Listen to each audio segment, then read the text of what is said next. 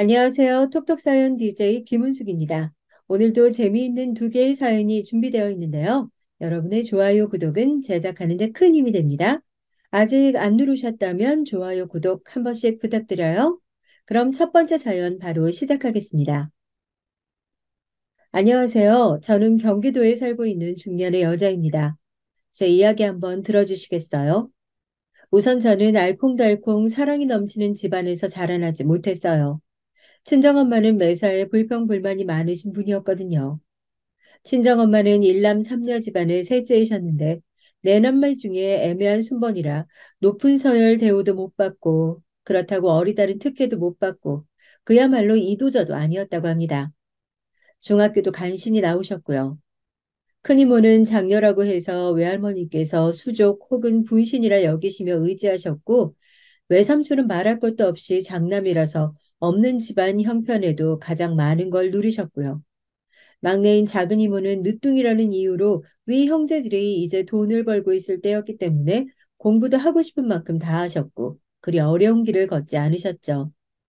어릴 때는 이런저런 것들을 잴 생각도 못 하시고 그저 상황에 따라서 물 흐르듯이 사셨던 게 저희 친정엄마인데요. 공장 일만 죽도록 하시다가 어느 날 집안 어르신들의 뜻에 따라 시집을 가버리셨을 때 그때부터 지금 세월에 대한 원망이 피어오르기 시작하셨다고 합니다. 왜냐하면 결혼을 하시자마자 금세 임신부터 하셨거든요.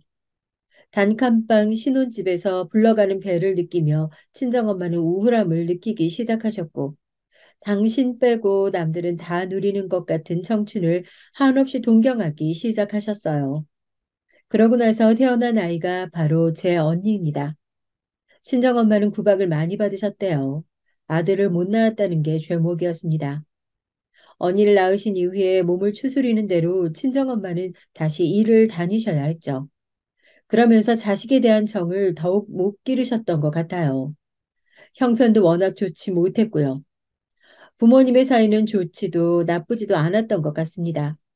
어영부영 세월이 흐른 뒤 6살 터울로 둘째가 태어났는데 그게 바로 저였습니다. 네, 또 딸이었죠. 아들을 또 못 낳았다고 구박이 쏟아지자 그때부터 친정엄마의 화병이 제대로 시작되었고 친정 부모님의 사이가 악화되었던 것도 바로 이때를 기점으로 해서였습니다. 시간이 갈수록 친정엄마는 점이 가경이었습니다. 당신의 시댁과는 아예 척을 지신 지 오래였고요. 당신의 친정에 마저 지난 서름을 감정적으로 다 쏟아내신 다음에 거의 대면대면하게 지내게 되셨죠. 제가 9살 때였는데요. 제 친정 언니가 외삼촌 댁으로 가서 살게 됐습니다. 둘째는 아직 어리니까 아무렇지 않게 잘 살 수 있을 거라면서 첫째만 데려가서 같이 데리고 살겠다 하시던 외삼촌의 말씀을 저는 다 들었고 다 기억하고 있었습니다. 저는 어렸어도 하도 눈칫밥을 먹고 살아서 그런지 그런 상황은 금세 읽을 줄 알았던 것 같아요. 그래서 자라는 동안 제가 선택받지 못했다는 생각만 하며 살았습니다. 친정언니는 선택받아서 탈출했고 저는 초라하게 남겨진 쪽 같았죠. 친정 부모님이 그렇게 사셨는데 양가 친척들과 교류가 있었겠나요? 그래서 저는 친정언니와 친자매임에도 불구하고 상당히 어색하게 떨어져서 살았습니다. 어쩌다가 만나게 되어도 특별히 할 말도 없고 그냥 겸연쩍기만 하더라고요. 그렇게 삭막한 줄기로 갈라진 게 친정이었죠. 친정아빠는 제가 21살이 되던 해에 돌아가셨습니다. 뇌출혈로 쓰러지셨는데 회복은 못하셨어요. 친정언니는 원흉으로 친정엄마를 지목했습니다. 그러자 친정엄마가 싸대기를 날리셨어요. 친정언니는 자기가 맞은 것보다 더 세게 친정엄마의 뺨을 후려쳤고요. 저는 이런 광경에 너무 정신적으로 피폐해지는 것 같아서 숨이 멎는 기분이었고요. 맞아서 바닥에 쓰러지신 친정엄마는 멀찍이 서 있던 저를 발견하고 소리를 질러대셨어요. 빨리 와서 안 일으키고 뭐하냐며 당장 이리 오라고 하셨죠. 제가 엉거주춤 친정엄마를 향해 천천히 다가가고 있을 때 빠르게 달려오더니 친정언니의 어깨를 팔로 감싼 사람이 있었습니다. 그 사람은 친정언니가 결혼을 입에 올리고 있던 남자친구였죠. 한숨을 푹 내쉬더니 친정언니를 다독이며 먼저 자리를 뜨더군요.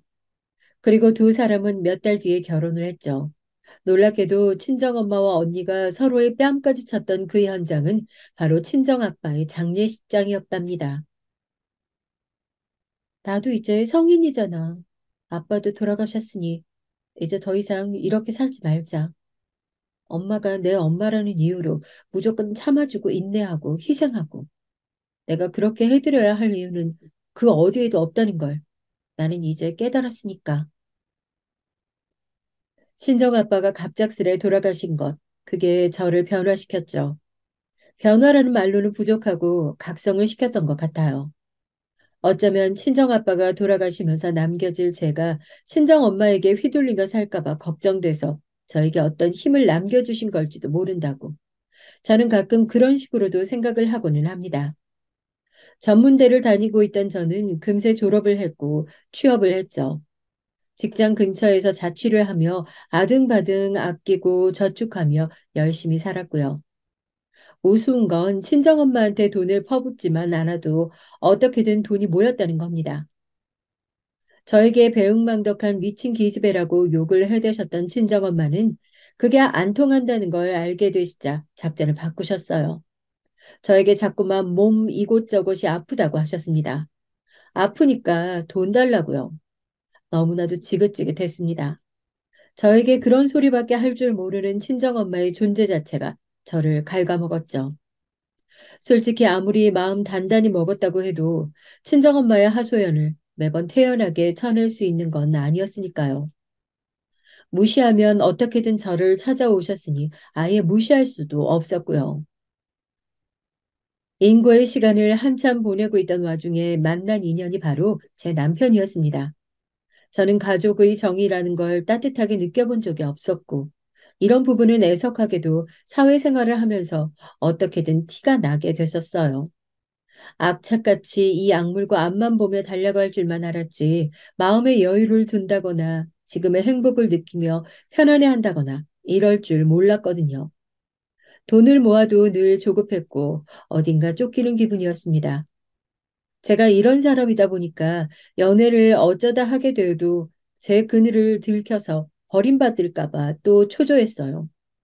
억지로 밝은 척, 해맑은 척을 하다 보면 피로해졌고 결국 저는 그런 노력 때문에 혼자 지쳐서 나가 떨어졌고요. 그러다가 서른을 훌쩍 넘겼는데 계속 제대로 된 인연은 못 만났습니다. 하지만 남편은 처음부터 다른 남자들과는 달랐어요. 오히려 제가 남 몰래 가시를 세우고 있는 고슴도치라는 걸 알고서 더욱 저를 좋아해 주었죠. 특별했어요. 그럼 우리 결혼을 네 가족들 중 누구한테도 허락받을 필요가 없이 우리 둘끼리만 하면 되는 거잖아. 나는 이게 너무 좋다. 나는 말이야. 결혼은 당사자들만의 소중한 결합이지. 거기서 딸려오는 집안의 이익과 관계라든지 그런 건 아무래도 상관없다고 생각하거든. 그게 내 결혼관이야. 제가 어떻게 남편과 결혼하지 않을 수 있었을까요? 남편은 자기 부모 형제들이 모두 지방의 먼 동네에 사는데 혼자 대학 때문에 서울로 상경했던 이후 계속 내려가지 않고 머물며 살아온 사람이었습니다. 거주 비용을 아끼려 경기도로 이사를 갔다가 저와 만나게 된 것이었죠. 자연스레 저희 신혼집도 경기도가 되었습니다. 서로를 오래 알고 결혼한 건 아니었으나 그럼에도 분명한 믿음이 있었고 저는 이 남자다 싶어서 그냥 돌진해 버렸어요. 저도 이제는 저만의 단란한 가정이라는 걸 가져보고 싶었거든요. 시댁이 생기는 것도 저는 절대 나쁘게 생각되지 않았습니다. 비록 시댁이 멀지만 복작복작한 식구들의 정을 간접적으로 느끼며 산다면 좋을 것 같았죠. 그런데 펼쳐지는 상황이 생각과는 영 다르더라고요. 남편은 형제가 위로만 셋 있는 막내입니다. 시부모님께서 나이가 꽤 있으신 만큼 남편이 서른 중반이 돼서야 결혼하게 된 만큼 저희 부부의 결혼에 대해 전혀 왈가왈부하지 않으셨어요. 그런데 결혼한 직후부터 시댁의 각종 대소사에 제가 전부 끌려갈 줄은 몰랐어요. 결혼하고 한 달 됐을 때 남편의 멀디 먼 친척 형제의 결혼식에 참석하라는 시댁에 연락을 받은 게 시작이었죠.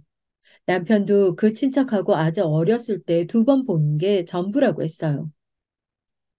세상에, 막내가 그 정도로 없었는데, 게다가 본인 결혼식 날짜가 잡혀 있던 상황에서 우리 결혼식은 안 왔는데 우리가 가져야 한다고? 이건 좀 아닌 것 같다.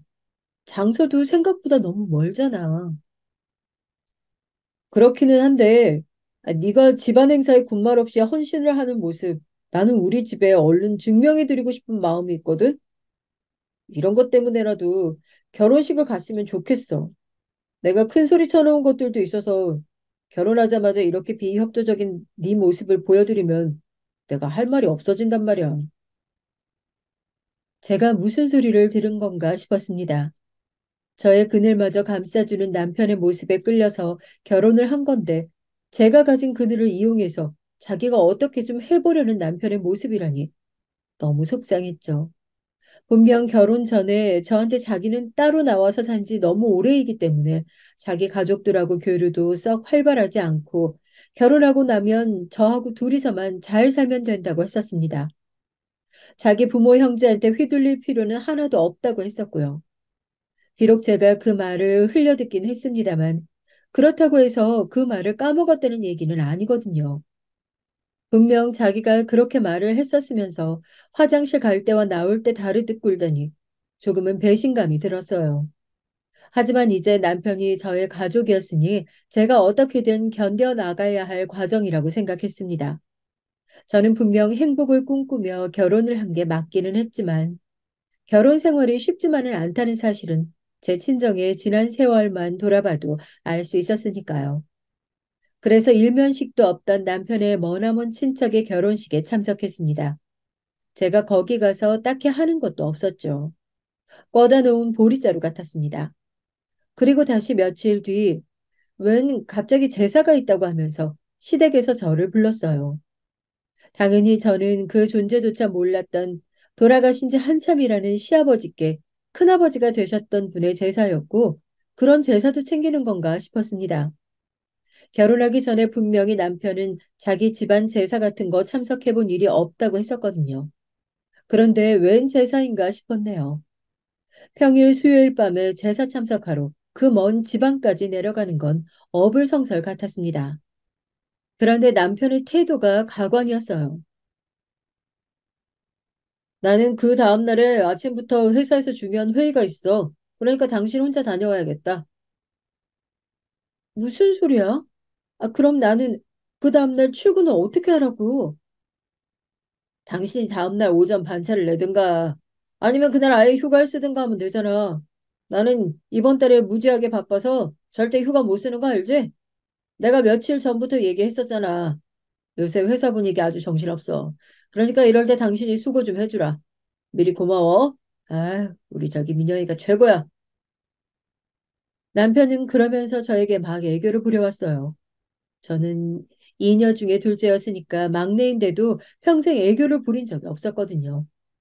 친정집이 그 모양인데 애교는 얼어 죽을 단어였죠. 만약 제가 애교를 부렸다면 친정엄마는 질색을 하며 그런 짓 하지 말라고 저를 나무라셨을 겁니다. 그래서 저는 어른이 되어서도 사회생활을 싹싹하게 하는 와중에도 애교를 부리는 건 상상도 못 해봤어요. 남편이 부리는 애교 앞에서 꿈쩍을 못했던 건 그 때문이었나 봅니다. 제가 빠른 생일이었기 때문에 태어난 연도는 제가 늦어도 학년으로 보면 동갑내기였거든요. 그래서 더욱 저에게는 없는 애교 같은 게 남편에게만 있어서 신기하기도 했고 부럽기도 했어요. 어처구니 없는 요구를 들으며 제가 정색을 하게 됐다가도 그럴 때 남편이 애교라는 카드를 꺼내들면 도리가 사라지고 했습니다. 친정 부모님께서는 본 적 없던 부부상이었으니 혹시 남편과 제가 꽤 괜찮은 부부인가 싶은 생각도 들었고요. 어쨌거나 삭막하고 대면대면한 것보단 낫잖아요. 저는 이런 무르디 무른 생각이나 하면서 저도 모르게 서서히 휘둘리고 있었습니다. 그때 목요일 오전 반차를 급하게 내고 제사에 참석했었어요. 장소는 제 시댁도 아니었고 제 큰 집이었죠. 저 혼자 가서 다른 것보다도 얼마나 멋쩍었는지 모릅니다. 어색해서 우물쭈물하게 있으니까 다들 저에게 이런저런 일거리를 주더군요. 겸연쩍게 있는 것보다야 뭐라도 하는 게 나을 것 같아서 그렇게 했어요.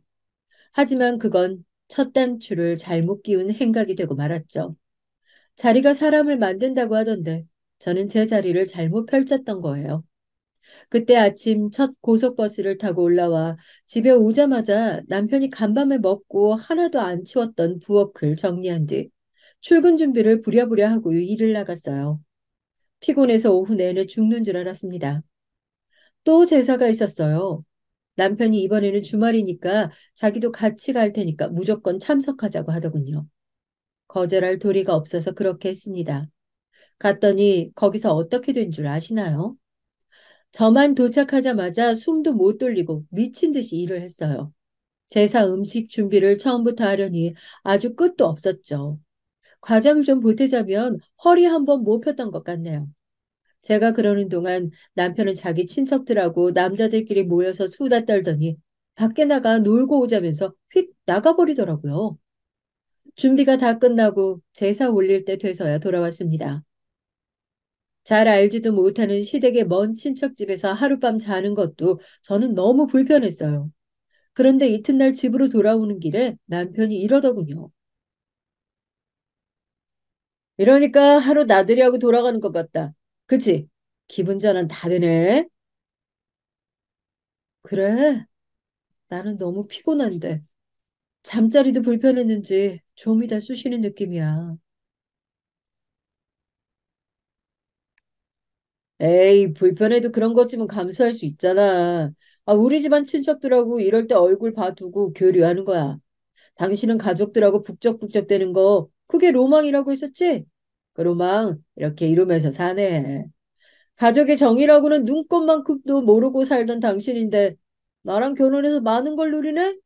이거 전부 내 덕분인 줄 알지? 남편은 장난식으로 말을 하는 게 아니라 정말 진지하게 자기가 그렇게 생각을 하고 말을 뱉는 것 같았어요. 너무 큰 황당함에 압도당해서 저는 할 말을 잃었습니다. 저는 결혼하고 나서 그 이전보다 몸이 너무 피곤하고 스트레스가 잔잔하게 쌓여가는 느낌이었건만 남편은 자기가 저의 구세주라고 생각하는 모양이었어요. 저는 생각이 많아졌고 자꾸만 이게 맞나 하는 갈등이 들기 시작했습니다. 먼 놈의 제사가 그렇게 많은 줄 모르겠더군요. 결혼 전에는 제사 따위 전혀 상관없이 살 줄로만 생각했었는데 반전도 그런 반전이 없었어요. 서로에게만 집중하며 살자던 남편은 당초에 어디로 갔는지 그 누구보다 집안 대소사에 관심 많고 참여율 높은 사람이 되어 있었습니다. 아, 참여율이 높다는 건 살짝 무리가 있네요. 남편의 참여율은 반 정도 되었고 100% 참여하는 건 저뿐이었으니까요. 제 친정엄마 징징대시는 소리 들으며 산 것도 머리 아파 죽겠는데 결혼하고 나서는 제사 타령이라니. 근데 사람이요. 너무 말도 안 되는 상황 속에 갇혀 있다 보니까 뭐가 옳고 그른지 판단할 새도 없이 그냥 끌려가게 되더라고요. 생각하고 고심을 해볼 충분한 여유가 저에게 주어지지 않았던 듯 싶어요. 시댁 사람들이 저를 대면대면하게 대하니까 제가 원체 부침성이 없다 보니 저는 자꾸만 어색한 기분이 들었고 시아버지께서는 너무 과묵하시고 시어머니께서는 자꾸 엄한 소리만 하시고 도저히 한 집안 식구로 인정받는 느낌이 들지 않았습니다. 거절하기가 내키지 않아서 쓸데없이 자꾸만 시댁의 이런저런 각종 행사에 제가 얼굴을 들이밀며 바보같이 지냈던 어느 날이었습니다. 그날도 남편이 자기는 중요한 약속이 있다나 어쩐다나 하면서 저만 보냈던 날이었어요. 저한테 미안하다, 우리 자기밖에 없다며 애교를 부려대는 통에 제가 또 그 앞에서 싫은 내색을 못하고 시댁에 발걸음을 했던 날이었죠. 오자마자 시어머니께서 저한테 부엌 일을 시키셨어요. 저는 따랐습니다. 부엌에 딸린 작은 다용도실에서 제가 마늘을 한참 찾고 있을 때였어요. 남편의 형들의 부인들이 제 형님 되시는 분들께서 제가 부엌에 없는 줄로만 알고 그쪽으로 와서 대화를 하셨던 거예요. 근데 내용을 얼핏 들어보니까 제 이야기였습니다. 남편이 저에 대해 시댁 식구들한테 떠들었던 게 있었는데 저라는 사람을 겪어보니까 딱 그대로라는 말이었죠. 마음 의지할 데 없이 살아와서 자기한테 의존적이고 나이도 꽤 찼으니까 자기만 무조건 바라보고 살려자고 그렇게 말하더니만 정말 딱 그런 것 같지 않아? 그러니까요, 형님. 우리는 뭐, 알아서 집안에 충실한 종노릇 해주는 사람이 들어와서 좋기는 한데, 솔직히 같은 여자로서 좀 안쓰럽기도 하지 않아요? 그 먼 데서 자주 내려온 것만 해도 피곤할 텐데, 와서 재미있게 시간 보내는 것도 아니고, 이런저런 일이나 실컷 하다 가잖아요. 전업도 아니고, 직장 다니면서 말이죠. 나만 참. 멀리서 오는 것까지 그렇다 치는데 시댁에 발걸음하면서 남편 두고 혼자 오는 여자 이런 처지가 진짜 불쌍한 거지. 정말 간이고 쓸개고 다 주고 사나 봐. 얼마나 외롭고 가정의 정에 목이 말랐으면 그럴까 싶다. 거기 친정 얘기는 동서도 들어서 알지? 아유, 그럼요. 아주 인상 깊게 들어서 다 기억나요. 아직 마늘은 까기도 전이었건만 눈이 참 맵더군요. 금세 눈가가 뜨거워졌고 눈물이 차오른 걸 보면 그게 아주 독할 만큼 매운 마늘이었나 봅니다. 그냥 그렇게 생각해 버렸어요. 저 대화 때문에 제가 우는 거라고 여기고 싶지 않았거든요. 저는 두 형님들이 부엌을 나갈 때까지 그 다용도실에서 가만히 숨죽여 있었어요. 꽤 한참을 아무 생각도 하지 않고 그저 제 감정만 다스리고 있다가 일 안 하고 어디에 처박혀 있는 거냐며 시어머니께서 저를 찾는 소리가 들려오고 나서야 걸음을 옮겼습니다. 그때 제 눈에 들어온 시어머니의 모습이 너무 늙고 작아 보여서 놀랐어요. 원래 이렇게 왜소하신 분이었던가? 저기 보이는 아버님도 마찬가지네. 원래 저렇게 낯빛이 시커멓고 체구가 작으셨던 분인가 싶네. 사실 그런 건 제 달라진 마음가짐에서 비롯된 것이었죠. 저는 급한 일이 생겨서 가봐야 한다는 짧은 핑계만 남긴 채 시댁을 빠져나왔습니다. 시부모님께서 저를 무척 당황스럽게 보셨었죠. 군말 없이 시댁 일 거드는 며느리가 저인데 기행을 벌였으니 절대 제가 거짓 핑계를 댔을 거라고는 그때 생각을 못 하셨을 거예요.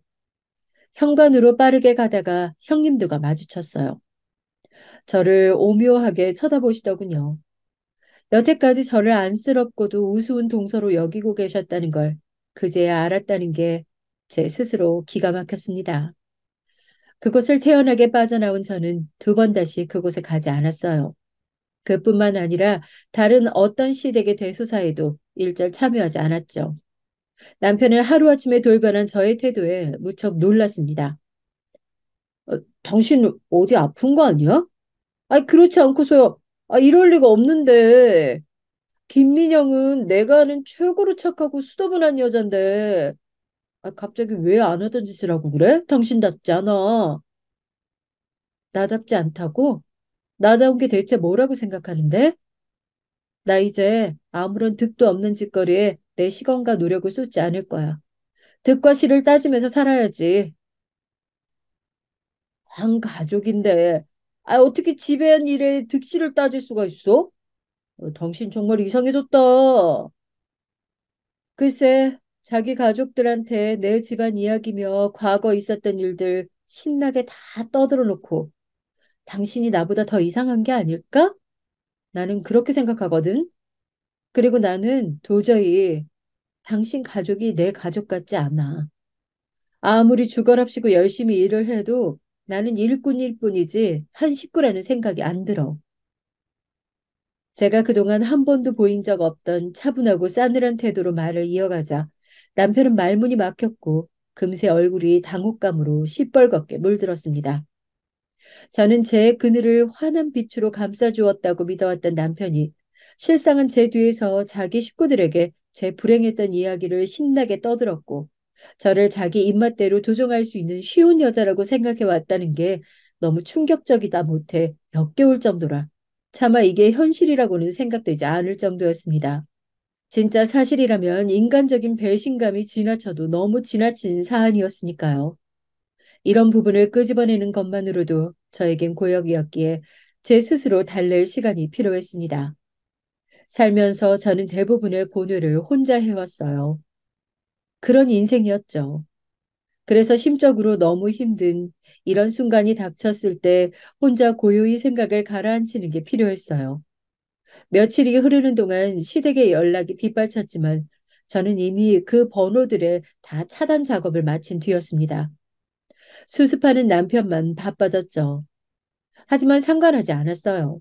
생각의 정리를 저는 계속하고 있었고, 겨우 이렇게 살고 싶어서 온갖 괴로웠던 지난 날들을 다 이겨내며 살아온 것은 아니라는 결론이 들더군요. 고작 이런 모습으로 살 것 같았으면 차라리 친정엄마의 곁에 붙어서 괴로움 속에 메말라 죽는 게 나았을 거라는 생각 역시 들었고요. 이제 이런 복잡한 심경을 아는 채로 지내는 사이 남편은 거나하게 본색을 드러내 주었습니다. 바람이었어요. 저를 향해 당신 이상해졌다고 툴툴대던 적반하장의 남편은 그런 본인이야말로 진짜 이상한 짓을 저질렀습니다. 사실상 저와 냉전 상태였음에도 불구하고 언제부터인가 아침 출근길에 콧노래를 부르고 옷도 신경 써서 골라 입고 심지어는 향수도 슬쩍 뿌리더라고요. 게다가 먼 놈의 회식이며 야근이 그렇게 많은지 집에도 아주 늦게 귀가할 때가 많았습니다. 가만 보니까 전에도 왠지 회사 일이 갑작스럽게 바쁘다는 얘기를 자주 하지 않았었나?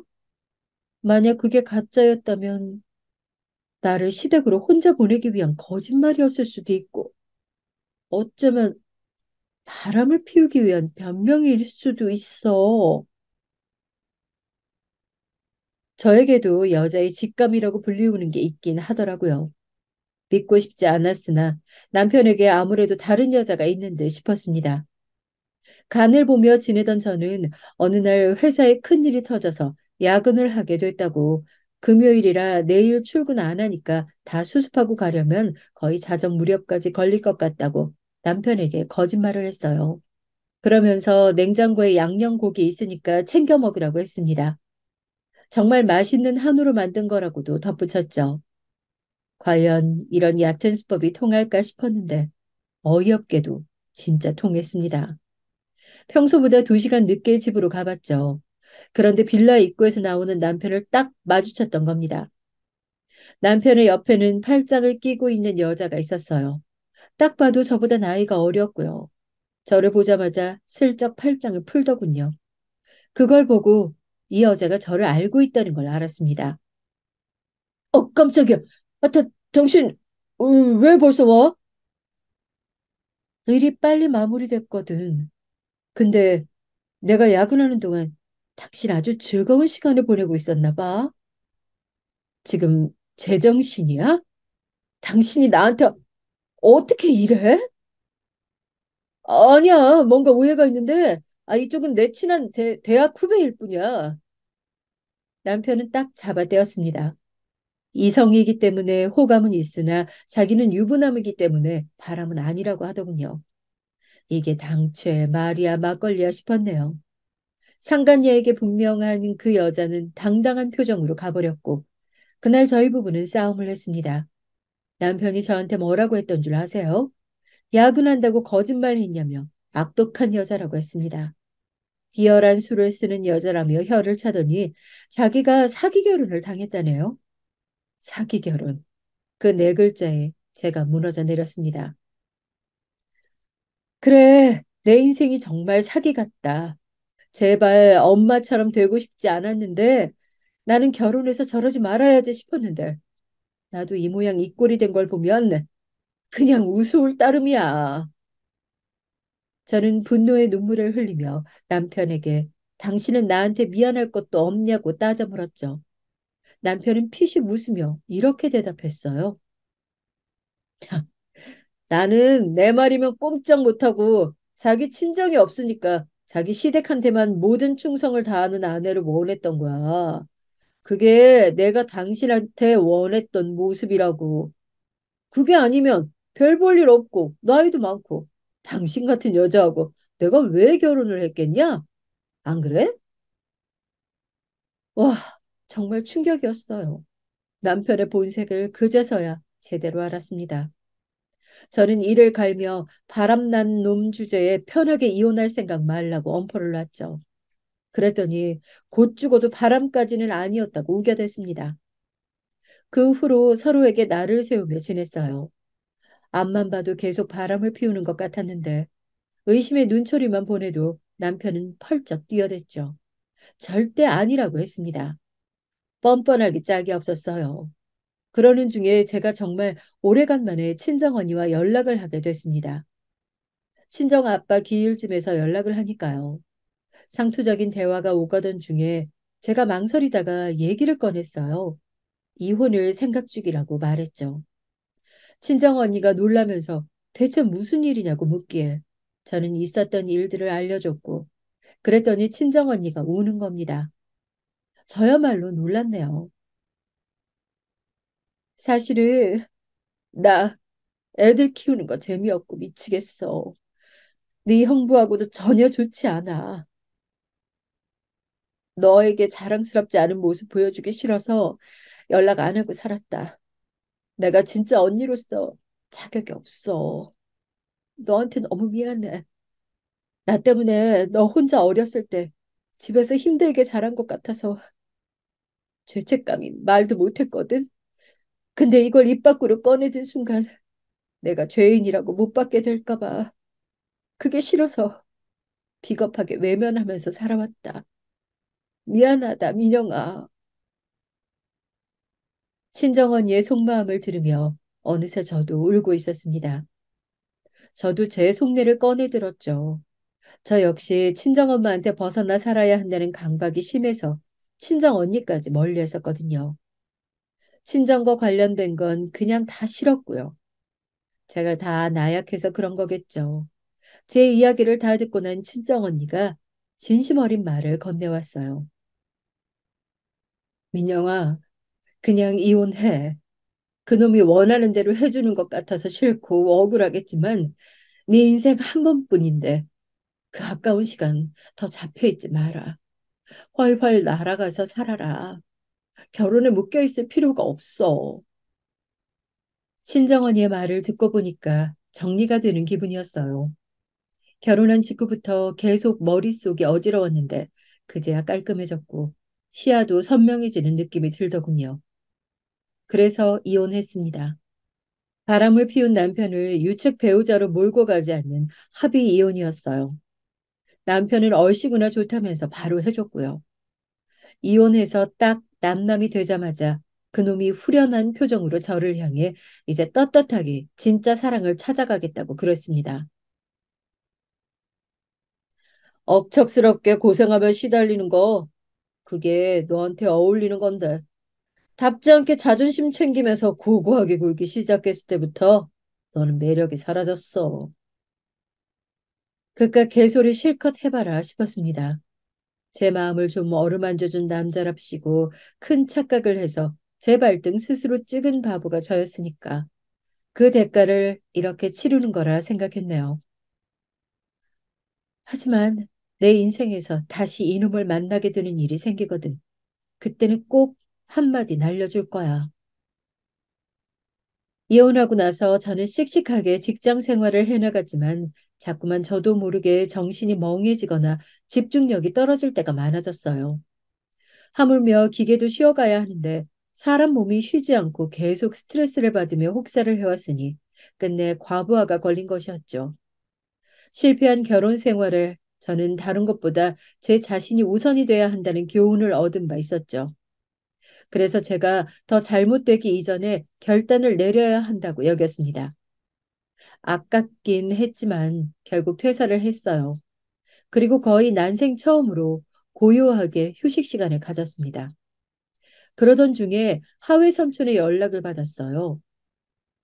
다름이 아니라 외숙모의 사촌 형제 내외분들께서 운영하던 식당이 있었는데 현재 건강 문제로 영업을 못하고 있다고 그랬습니다. 어렵사리 월세 안 올리고 2년 재계약한 지 딱 3개월 만에 쓰러졌으니 아유 너무 안타깝지. 내외 두 분 다 건강에 이상이 왔다네요.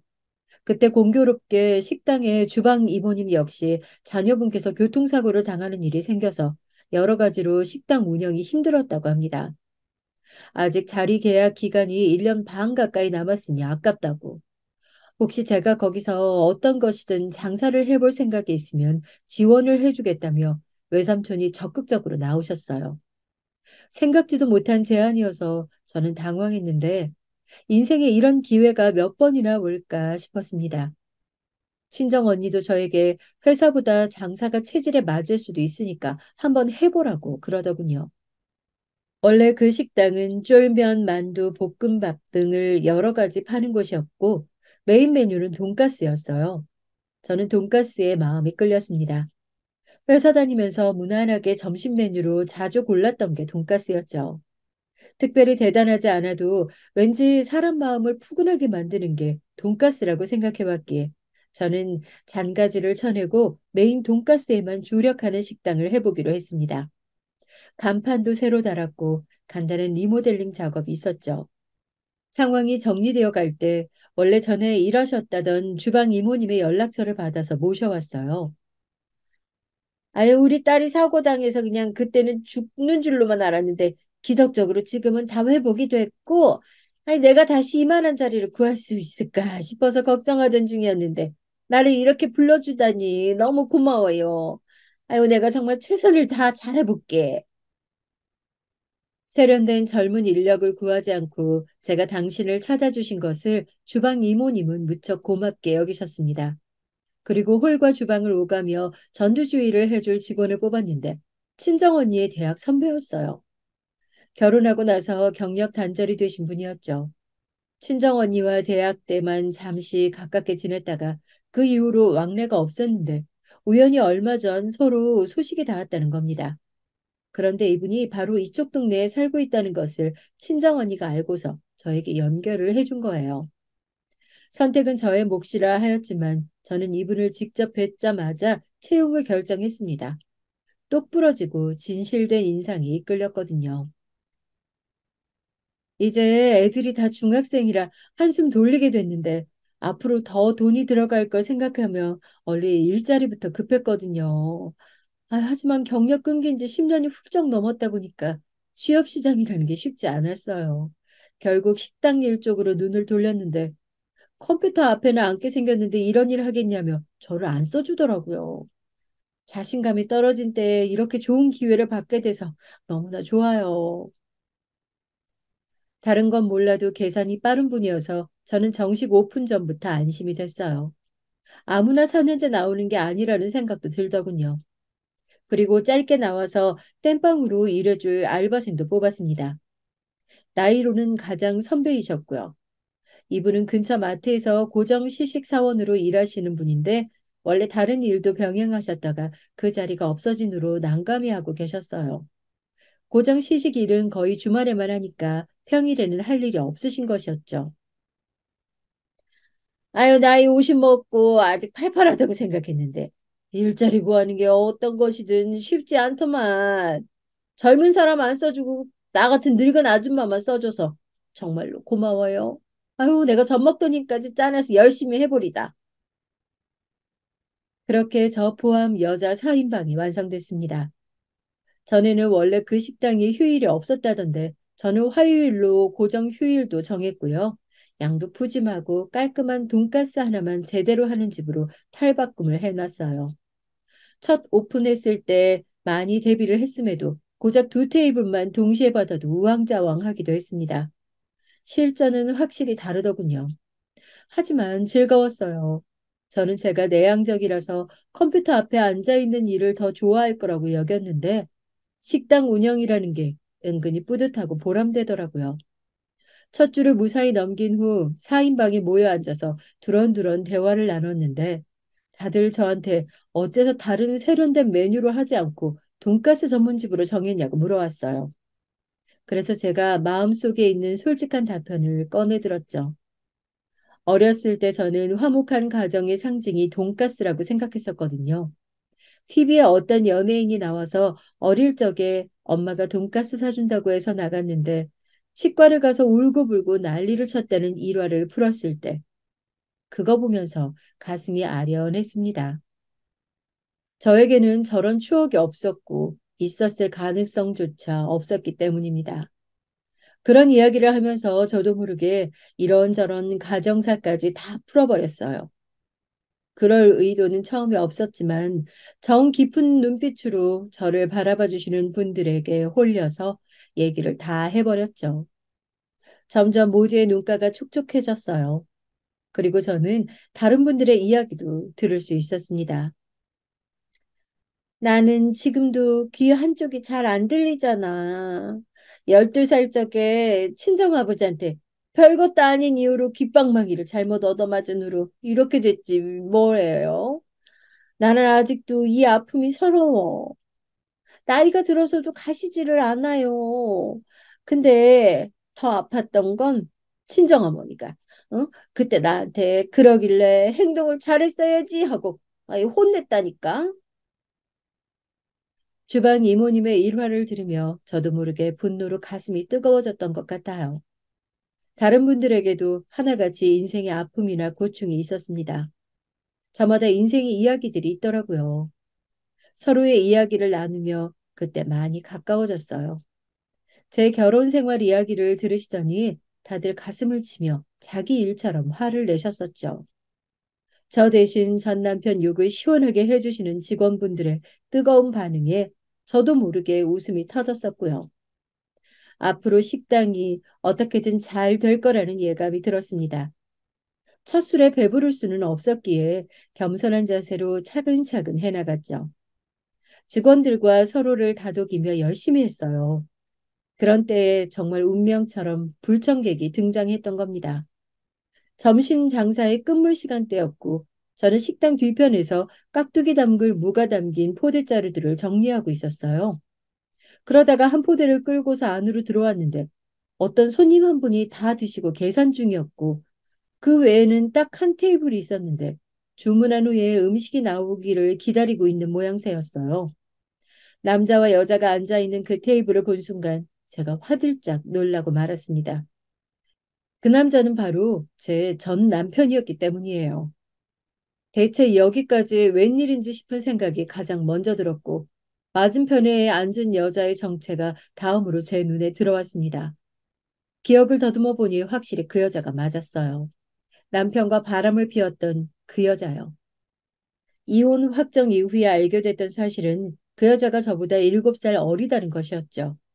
남편하고는 그럼 8살 차이인데 대학 후배라는 변명을 대었다는 게 황당한 부분이었네요. 그 망할 상간녀가 먼저 저를 발견하고 알아차리더니 피식 웃으며 전 남편에게 속닥거렸습니다. 그러자 전 남편이 한참 일을 하고 난 이후의 모습인데다가 포대자루까지 하나 끌고 있는 제 모습을 크게 훑어봤어요. 와, 세상 좁다. 아, 여기서 이렇게 보네? 반갑다. 알바하나 봐. 알바 아니고 사장이거든. 돈가스 먹으러 왔으면 곱게 돈가스나 먹고 가. 그 입으로 쓸데없는 소리 하지 말고. 아, 그래. 야, 여기 장사는 좀 되냐? 이렇게 팔이 날려서 어떡해. 사장이라서 직접 고생하는구나. 아유, 대단하네. 열심히 해. 너는 그러고 사는 게 야, 너한테 딱 어울려. 네 자리 잘 찾았다, 야. 말본새 참하게 하면 좋을 텐데. 전 남편이 떠드는 소리에 맞춰서 제 어이가 사라져갔습니다. 자기 예비 처가에서 워낙 잘해줘서 너무 여유롭다는 아무도 안 물어본 이야기를 전 남편이 신나게 떠들었어요. 상간녀와 결혼을 앞둔 모양이었습니다. 저보다 어린 데다가 집안 형편도 괜찮으니 저와 미련 없이 이혼할 만했구나 싶었네요. 전 남편이 그런 소리를 떠드는데 상간녀는 민망해하기는커녕 고개를 더 빳빳하게 들더군요. 그 꼬라지를 보고 제가 피식 웃었습니다. 제정신 박힌 여자라면 전 남편 같은 놈한테 이끌려서 이혼하는 거 다 보고도 결혼 생각을 할 리가 없었죠. 그러니 정신 나간 상간녀와 결혼해봤자 그게 무슨 행복이겠나요? 그래서 웃었습니다. 제가 웃자 두 연놈들이 당혹스러워했어요. 제가 상간녀를 향해 말했습니다. 결혼 잘하시고요. 개고생도 잘하세요. 같이 살다 보면 자동으로 깨달을 겁니다.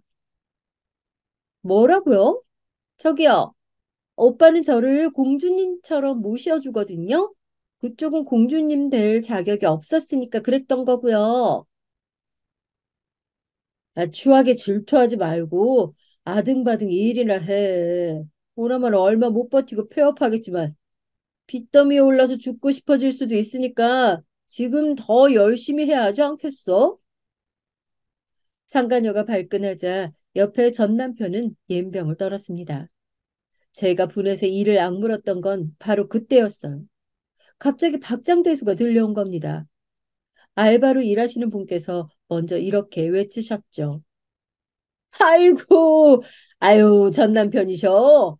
아유, 우리 사장님 재산이 얼마나 많은데. 이건 취미로 하는 거예요, 취미. 재산 있는 거를 없는 것처럼 하고 무덤덤하게 사셨다더니 그 재산 전 남편 놈한테 들킬까 봐 노심초사하면서 이혼하셨다더니만 성공하셨네. 전 남편 놈이 그냥 아직도 아무것도 모르니까. 아유, 우리 사장님 정말 치밀하셨네. 이보세요. 결혼 생활하면서 우리 사장님한테 괜찮은 남자인 척 가면을 쓰고 살 거면 그 가면을 본드로 잘 붙이셨어야죠. 괜히 가면 벗어서 돈 맛도 못 보고 멍청하게 이혼이나 하셨잖아요. 그러자 직원분도 금세 덧붙였고 두 분은 다시 깔깔 웃어대셨고 그때 주방 이모님이 홀 쪽으로 나오며 크게 말씀하셨습니다. 다들 그만 웃어. 얘 나까지 웃겨가지고 돈가스 태워버렸잖아. 어쩔 거예요? 아유, 저거 암만 해도 손님한테 못 나가겠네. 아참, 손님이 아니라 손놈이지? 이제 전 남편은 완전히 사색이 되어 있었어요. 이게 다 무슨 소리냐는 얼굴로 멍하게 저를 쳐다보더군요. 저는 헛기침을 하며 자리를 떠나버렸고 직원 일동은 배가 찢어지게 웃어댔습니다. 저런 덜 떨어진 놈한테 재산 한 푼도 안 뜯겼으니 제가 운이 참 좋았다면서 똑같은 소리를 해댔어요. 의외의 상황에 정신이 쏙 빠진 그 연놈들은 엉거주춤 일어나서 마치 도망가는 것처럼 나가버렸습니다. 너무 경황이 없었는지 상간녀가 자기 휴대폰을 두고 갔다가 얼른 돌아왔는데 그때 직원이 놓치지 않고 말을 했다네요. 저놈 가족들한테 정신병이 좀 있다던데 제사 지내면서 죽은 조상들 이승으로 불러들이는 의식도 몰래 한대요. 그거 정신병은 집안 내력인 거 알죠? 그 어떤 이야기보다 현실감 넘치는 엄청난 거짓말이었습니다. 상간녀는 표정 관리에 실패해서 겁에 질린 낯으로 나가버렸고요. 상황이 일단락된 후 저는 직원들에게 왜 그랬냐고 물으려 하다가 말을 바꿨습니다. 다들 고맙습니다. 덕분에 통쾌했어요. 그러자 모두 그 연놈들이 제 전 남편이자 상간녀임을 안 순간에 한마음 한뜻으로 그렇게 자동으로 행동하게 됐다고 하면서 제 길을 살려준 것 같다며 기쁘다고 해줬어요. 오늘 내내 다 같이 깍두기를 담그며 이야기꽃을 피웠는데 전 남편 놈과 상간녀가 기어이 만남을 이어왔고 결혼을 앞두었다는 사실을 목도했음에도 제가 하나도 심경이 복잡하지 않고 그저 웃음이 나고 있다는 것에 저도 신기했습니다. 이혼하고 나서 1년, 그 사이 제가 많이 성장했고 또 좋은 사람들을 곁에 두게 되었다는 게 실감이 나더군요. 더 열심히 살아야겠다는 생각이 들었어요. 정말 신기한 건 그 사건 이후로 식당이 무척 잘 되기 시작했다는 겁니다. 그 연놈들을 만나게 된 게 마치 액땜이라도 되었나 봐요. 눈코 뜰 새 없이 바쁜 나날들이 이어졌습니다. 그런데 원래 이 자리 주인이었던 외숙모의 사촌 형제 내외분들은 건강 회복이 어려워서 결국 장사판으로 다시 돌아오시는 건 영영 접기로 했고 먼 지방의 시골로 떠나기로 하셨습니다. 외삼촌과 외숙모도 함께 가서 몇 주를 그곳에서 지내셨다고 하셨어요. 그러면서 놀라운 결단을 내리셨습니다. 제 친정 엄마를 설득해서 함께 내려간 거예요. 거의 평생을 악에 바쳐 사셨던 친정엄마는 시골로 가서 안정을 찾게 되셨습니다. 외삼촌이 친정엄마를 진심으로 위로해 주셨고 그 어떤 위로도 비꼬아 듣는 친정엄마인데 외삼촌의 말씀을 듣고서 그때 한 줄기 눈물을 흘리셨다고 해요. 그 얘기를 듣고 저도 반성을 했어요. 지난 날을 뒤로 한 채 친정엄마에게 자주 안부를 전하는 딸이 됐죠. 친정 언니와도 가까워졌고요. 저와 자매의 오해를 나누게 된 친정 언니는 성격이 밝아졌고 형부하고도 딱딱해져 있던 관계가 회복됐습니다. 식당이 갈수록 너무 잘 돼서 저는 계약 만기가 다가왔을 때 당연히 연장을 원하면서도 월세가 많이 오를까 봐 걱정했는데 놀랍게도 건물주 사장님께서는 월세를 올려받지 않으셨어요. 건물 1층에 이렇게 문전성시를 이루는 가게를 갖게 된 것이 기분 좋다고 말씀해 주셔서 많이 울컥했습니다. 전 남편 놈은 상간녀와 헤어졌어요. 제가 생각하기로 애초에 그 상간녀는 전 남편이 유부남이라서 매력을 느꼈던 이상한 여자였습니다. 그러니까 전 남편이 이혼을 한 뒤에도 바로 결혼 안 하고 1년이나 질질 끈 것이었죠. 직원들이 그러는데 전 남편이 식당을 찾아와서 주변에서 몇 번 기웃거렸다고 하더군요. 엄청 잘 되는 현장을 몇 번이나 목격할 때마다 표정이 가관이었다고 해요. 후회로 몸부림치던 전 남편은 자존심을 다 내려놓고 저에게 자기를 다시 받아달라며 빌었어요. 이번에야말로 가정적인 남편이 되어줄게. 거짓말 아니야. 나 내 부모, 형제 앞으로 다 끊고 살 수 있어. 민영아, 너도 이제 나이가 그렇게 찼는데 누구를 또 새로 만나겠냐. 그냥 나 좀 받아주라. 내가 정말 잘못했다. 눈물로 반성할게. 옷 빼입고 꽃다발 들고 찾아왔는데 보면서 그냥 웃기더라고요. 당연히 안 받아줬죠. 근데 식당이 워낙 잘 되다 보니까 꽤 멀리서도 주말에 찾아오는 맛집으로 등극해 있었는데 그날이 주말이었거든요. 그래서 전 남편 놈과 같은 회사에 다니던 사람이 그날 마침 와 있었나 봐요. 입이 가벼운 분이셨는지 회사에 자기가 본 걸 소문을 쫙 냈다고 합니다. 전 남편이 바람 피워서 이혼했었다는 게 퍼진 것이죠. 저는 그 이야기를 시간이 좀 지나서야 식당에 온 다른 손님이 말을 해줘서 알았네요.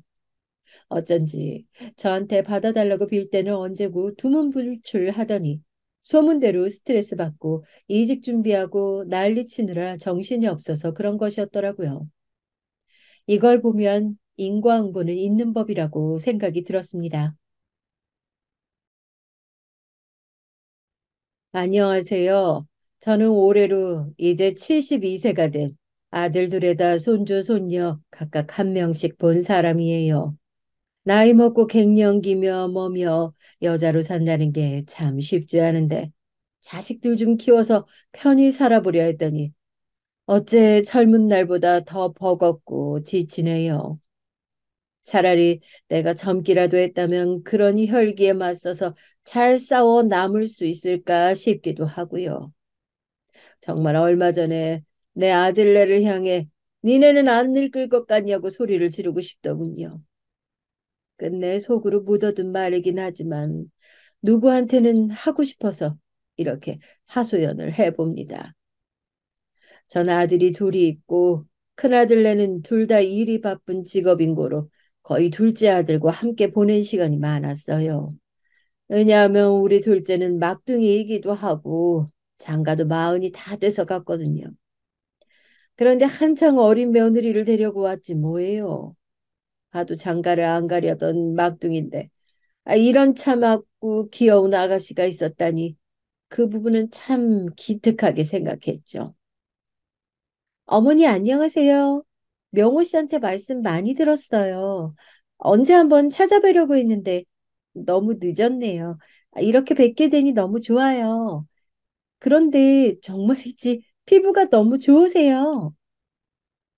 이 아가씨는 훗날 제 며느리가 됐고 둘이 알콩달콩 짧게 만나고 결혼을 하기까지 얼마나 저에게 잘했는지 몰라요.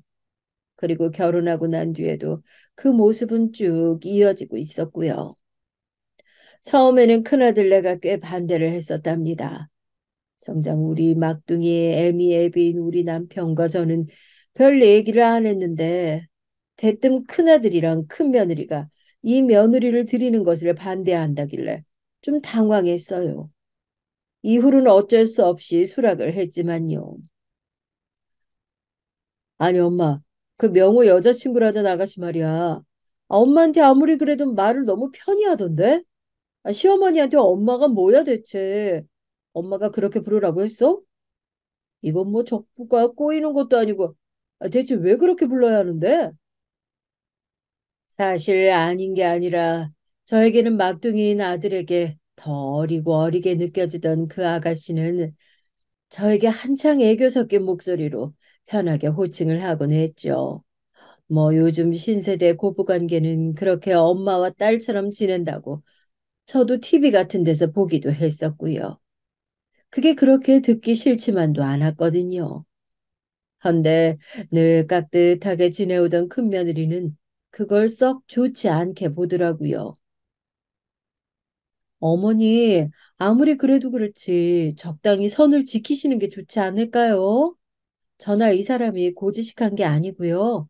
사실 제 주변에도 시어머니랑 그렇게 호칭하는 애들이 있어요. 근데 말을 안 해서 그렇지 나중에는 너무 허물없이 말도 편해지고 좀 그렇더라고요. 나중엔 어른들이 하고 싶은 말이 있어도 눈치 보며 못 하시기도 하고요. 그리고 그 아가씨 그것만 거슬리는 게 아니에요. 평소 저랑 썩 대화를 많이 하는 편도 아니었던 큰며느리가 이렇게 열변을 토해놓으니 저도 좀 의외라서 귀를 열어두게 됐는데 아무래도 저 역시 거슬렸던 부분에 대해서 슬쩍 지적을 하더라고요. 저번에 밥 먹는 자리에 왔을 때 보니까 아니, 솔직히 옷차림이 그게 뭐예요? 어른들 계시는데. 그리고 저와 이 사람도 있는데 말이에요.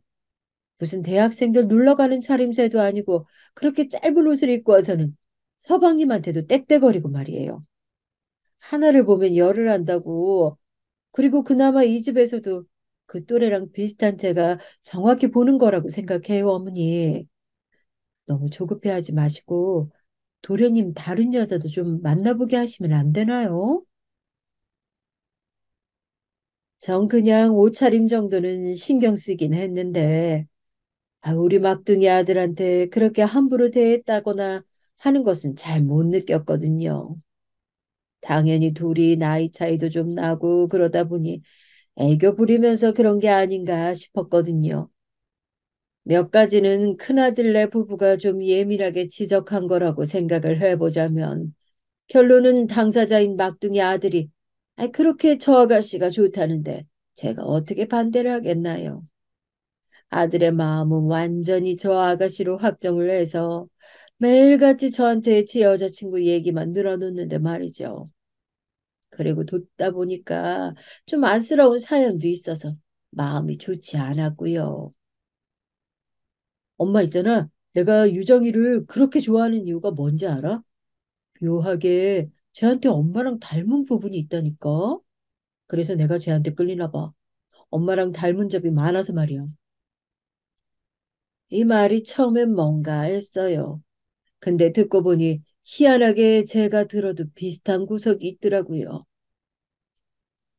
유정이 어릴 때 어머니가 돌아가셨나 봐. 그래서 엄마 사랑이 엄청 고팠다고 하더라고. 엄마도 할아버지 손에 자랐잖아. 내 자식들은 꼭 엄마 사랑 많이 주면서 살겠다고 말이야. 그리고 자식들 늙는 거 같이 보겠다고. 건강히 살겠다고 맨날 입버릇처럼 말했잖아. 글쎄 유정이도 똑같더라니까. 이 얘기처럼 저는 어릴 때 우리 어머니가 일찍 돌아가셨거든요. 저와 언니, 남동생, 여동생들을 남겨두고 세상을 떠나신 그때의 풍경은 참 아프게 남아있거든요. 저를 비롯한 우리 형제들의 가슴을 아리도록 겪은 그 아픔이 너무 커서 정말 이런 진절이 나는 슬픔은 나로 끝내고 싶다는 생각을 했어요.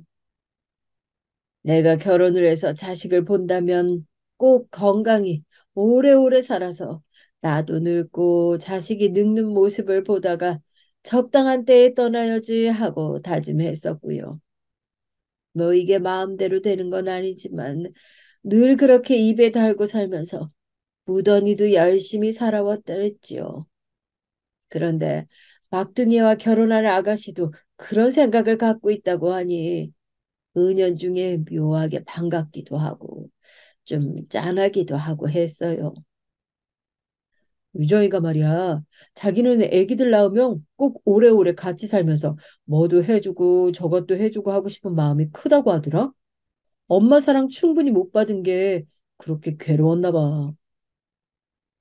듣자마자 저는 아이고 짠하기도 해라. 이 소리가 절로 나왔어요. 그래서 잘 지내고 싶기도 했고 한창 이때 왜 저한테 엄마 엄마 하면서 따랐는지 이해가 잘 되더라고요. 이런 배경을 가슴에 품고 인상 깊게 생각하고 있었으니 큰아들네 말이 그렇게 마음에 착 감기진 않았답니다. 걱정해주는 소리로 적당히 알아듣고 막둥이네는 예정대로 결혼을 시켰어요. 예식장에서 저는 한복을 곱게 차려입었고 우리 며느리는 인형 같은 모양새로 드레스를 입은 채로 그냥 둘이 나란히 껴안으면서 사진도 찍었고 말이죠. 그때 눈이 벌게져서 화장이 지워질까 노심초사하던 며느리는 저에게 무척 가슴 아픈 말도 남겼습니다. 엄마, 제가 정말 엄마 딸처럼 잘할게요. 엄마도 저한테 딸이라고 불러주세요. 너무 감사해요. 이러면서 흐느끼는데 저 역시 굳게 다짐을 하게 되더군요. 딸이 없기도 하지만 아무튼 무척 예뻐하며 잘 지내게 됐죠. 이후 결혼한 뒤에는 얘네들이 굳이 말하지 않아도 어찌나 우리 집에 그렇게 자주 오는지 남편이 실실 빈정될 정도였어요. 아이고, 명호 장가 보내놓고 맨날 밥도 안 하고 나보고 대충 차려 먹으라더니 우리 알망구 손이 아주 바쁘네. 고사리랑 이런 거 손 많이 간다고 지긋지긋하다며? 남편 먹는 건 아깝고 아들 먹는 건 기가 막히게 챙겨 아주. 저도 이때 입이 툭 붉어 나오긴 했지만 틀린 말은 아니긴 했어요. 늦게 낳은 아들에다가 제일 오래 끼고 있었던 아들이고 장가 보낸 지도 얼마 안 됐으니까요. 그리고 늘 우리 집에 오기 전에 아들이 아닌 며느리가 먼저 전화를 받게 했답니다. 엄마, 저랑 오빠랑 오늘 엄마네 가서 저녁 먹어도 돼요? 엄마 밥 먹고 싶어요. 이런 식으로 살갑게 다가오니까 딸이 없는 제 입장에선 희한하기도 하고 아무튼 썩 싫지 않더라고요. 그렇게 평안한 날들을 보내고 있는 와중에 더 좋은 소식이 찾아왔는데 바로 며느리가 임신을 한 거예요. 그것도 무려 하나도 아닌 쌍둥이를 말이에요. 집에선 경사 났다고. 이때에는 큰아들네도 정말 식구가 됐다고 생각한 건지 축하를 해주었죠. 그렇게 임신 때에도 오며 가며 챙기고 점점 몸이 불러오며 불편해지는 며느리를 신경 써왔는데요. 그런 와중에 갑작스레 생각도 안 해본 큰 사고가 생긴 거예요. 그때 며느리가 엉엉 울면서 전화를 걸어왔고 듣자마자 얼마나 가슴이 철렁 내려앉았는지 몰라요. 나 지금 임신 중독일 수도 있대요. 혈압도 너무 높고 엄마, 우리 애기들 어떻게 해요? 애기들 잘 나올 수 있겠죠? 나 무서워요, 엄마. 이러면서 통곡을 하는데 저도 순간 머리가 어지럽더라고요. 뱃속 아기에게 무슨 일이 생긴 것은 아니지만 그래도 품고 있는 며느리 몸에 문제가 생겼다니 걱정이 많이 됐어요. 근데 이때를 계기로 저와 며느리 사이는 무척 어색해지게 됐죠. 다시 생각을 해봐도 과연 이게 모든 일의 원인이었는지 좀 헷갈리지만 아무튼 저도 제가 실수했다는 생각은 하고 있어요. 괜히 이때 말을 잘못 얹어가지고 출산하고 나서도 며느리 얼굴 보기 쉽지 않았거든요.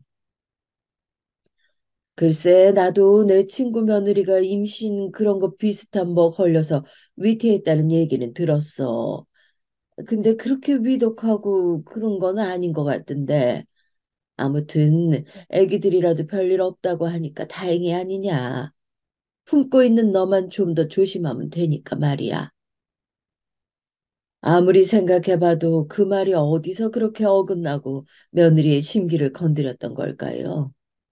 이때 잠깐 말소리가 안 들려서 저는 다시 두어 번 되물었어요. 어? 여보세요? 여보세요? 이렇게 목소리를 가다듬고 다시 물었는데도 대답이 없는 거예요. 그래서 통화가 끊어진 줄 알고 핸드폰을 들여다봤는데 그 순간 며느리의 목소리가 툭 하고 들려오더군요. 근데 소리보다는 내용에 저는 기겁할 듯 놀랐어요. 엄마, 지금 제 걱정은 안 하시는 거예요? 아픈 건 난데 이때 얼마나 소스라치게 놀랐던지 도통 이런 말을 하는 애가 아니거든요.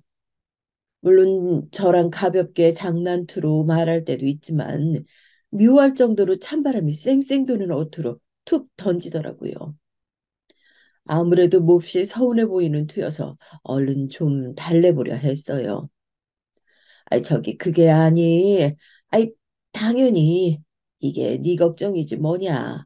너도 몸이 안 좋은데 그게 애기들한테까지 가면 더 힘들잖아. 엄마인 너도 낫긴 나아야 하는데 일단 애기들이라도 아프지 않으니 그나마 다행이라는 거다. 어째 말을 하면서도 아까 한 말이랑 똑같은 말인 것 같고 진땀이 나기도 하고 한편으론 왜 이렇게 내가 변명을 하고 용을 쓰고 있어야 하는 건지 혼란스러웠어요. 하지만 이런 생각을 더 할 수도 없게 며느리의 반응에 완전히 온 정신이 집중돼서 더 쩔쩔매게 되는 거예요. 엄마, 어떻게 그게 제일 걱정이에요? 애기들은 안 아파서 다행이고 너는 너대로 알아서 해라. 이거예요? 엄마가 어떻게 그렇게 생각하고 말할 수 있어요? 엄마 진짜 실망이에요. 이때 얼마나 등줄기에서 땀이 조르륵 흘러내리던지 왜 그렇게 당황스럽고 침이 다 말랐던 걸까요? 그게 아니라고 말을 하려고 해도 적당한 표현을 해서 나타내기가 힘들더라고요. 그 뒤로 저와 며느리는 묘하게 서먹서먹해졌고 그렇게 자주 오고 전화도 매번 하던 며느리는 왕래를 갑자기 확 줄이는 거예요. 게다가 아들 녀석도 저한테 한다는 소리가 이거 참 저야말로 많이 서운하게 느껴지더군요. 엄마가 유정이한테 뭐라고 했는데 제가 저래? 뭐 역시 시는 시디였나 보다 엉엉 울고 장난 아니었어. 나도 자세히는 모르겠지만 유정이가 아프단 소리에 뱃속에 애기들은 안 아프니까 다행이라고 했다며? 뉘앙스야 알지만 듣는 임산부는 속상했나 봐. 아, 나도 머리가 복잡하네, 엄마.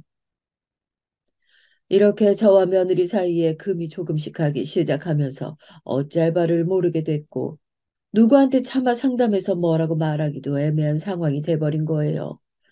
게다가 출산한 날 제가 갔을 때는 또 태도가 달라져서 이게 뭔가 싶었고요. 이건 그냥 자기가 큰 일을 치러서 그나마 정신이 없었던 걸까요? 엄마, 엄마, 저 진짜 우리 둥이들 낳다가 죽는 줄 알았어요. 수술하고 마취겠는데 기절할 뻔했다니까요. 얼굴도 말이 아니고. 아무튼 엄마는 어떻게 이런 고생을 하신 거래요? 그리고 나 몸은 언제 회복되는 거예요? 나 진짜 아팠어요. 이러면서 앓는 소리를 하며 다시 평소처럼 또 앵겨서는 애교를 부리더라고요. 용돈도 챙기고 과일도 사가던 저는 그나마 이제 관계가 전처럼 다시 돌아가겠구나 싶어 마음을 좀 놨었고요. 이렇게 태어난 우리 둥이 손주들도 얼마나 예쁜지 제 엄마 아빠 좋은 점만 닮아가지고 눈도 크고 아주 귀여웠어요. 병원에서나 조리원에서나 그렇게 기똥차게 이쁘다고 연예인 자식들 같다면 난리도 아니었고요. 며느리는 또 생각 외로 엄청 빠르게 회복해서 집으로 들어왔답니다. 하지만 손주 중 동생인 녀석이 밤잠을 그렇게 안 자고 예민하게 울어대는 통에 제가 같이 가서 붙어 있는 수밖에 없었죠. 왜냐하면 하루가 멀다 하고 며느리가 저를 불러댔거든요. 엄마, 나 진짜 잠도 못 자고 죽겠어요. 우리 정우, 진우 고생하면서 낳아놨더니 키우는 것도 좀 순탄하게 가면 안 되나요? 오빠 요즘 같이 안고 자다가 밤 꼴딱 새고 회사 가거든요. 근데 글쎄 꾸벅꾸벅 졸면서 커피 마시다가 놓쳐서 바지에 다 쏟았다고 하더라고요. 아무래도 도우미 아줌마를 써야겠어요. 이런 말까지 나오고 있으니 아무래도 제가 가서 돌봐야겠더라고요. 왜냐하면 제 친구도 아들네 도우미 아줌마를 쓰는데 생각보다 비용이 아주 많이 드는 거예요. 아침에 갔다가 저녁에 오는 데만도 300 넘게 준다고 하는데 얘네들 집도 작고 애기도 둘인데 생활비며 뭐며 갈 길이 멀거든요. 차라리 그 돈 아꼈다가 그냥 저들 생활비나 집값에 보탰음 해서 제가 얼른 움직이게 됐죠.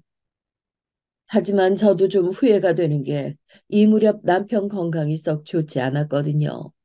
건강검진 받을 때 결과가 늘 좋았던 건 아니지만 하여간 그렇게 술, 담배를 못 놓고 살아서 속을 썩이더니 말이에요.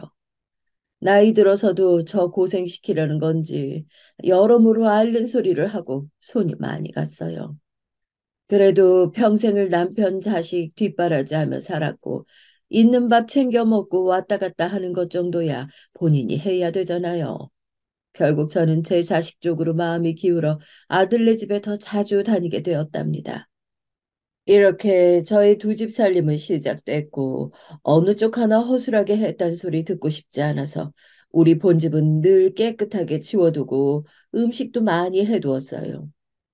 그중 얼마를 갖고 와서 아들네로 출근해서는 또 밤새 어지러진 얘네 집 치우고 음식도 채워주고 했던 거죠.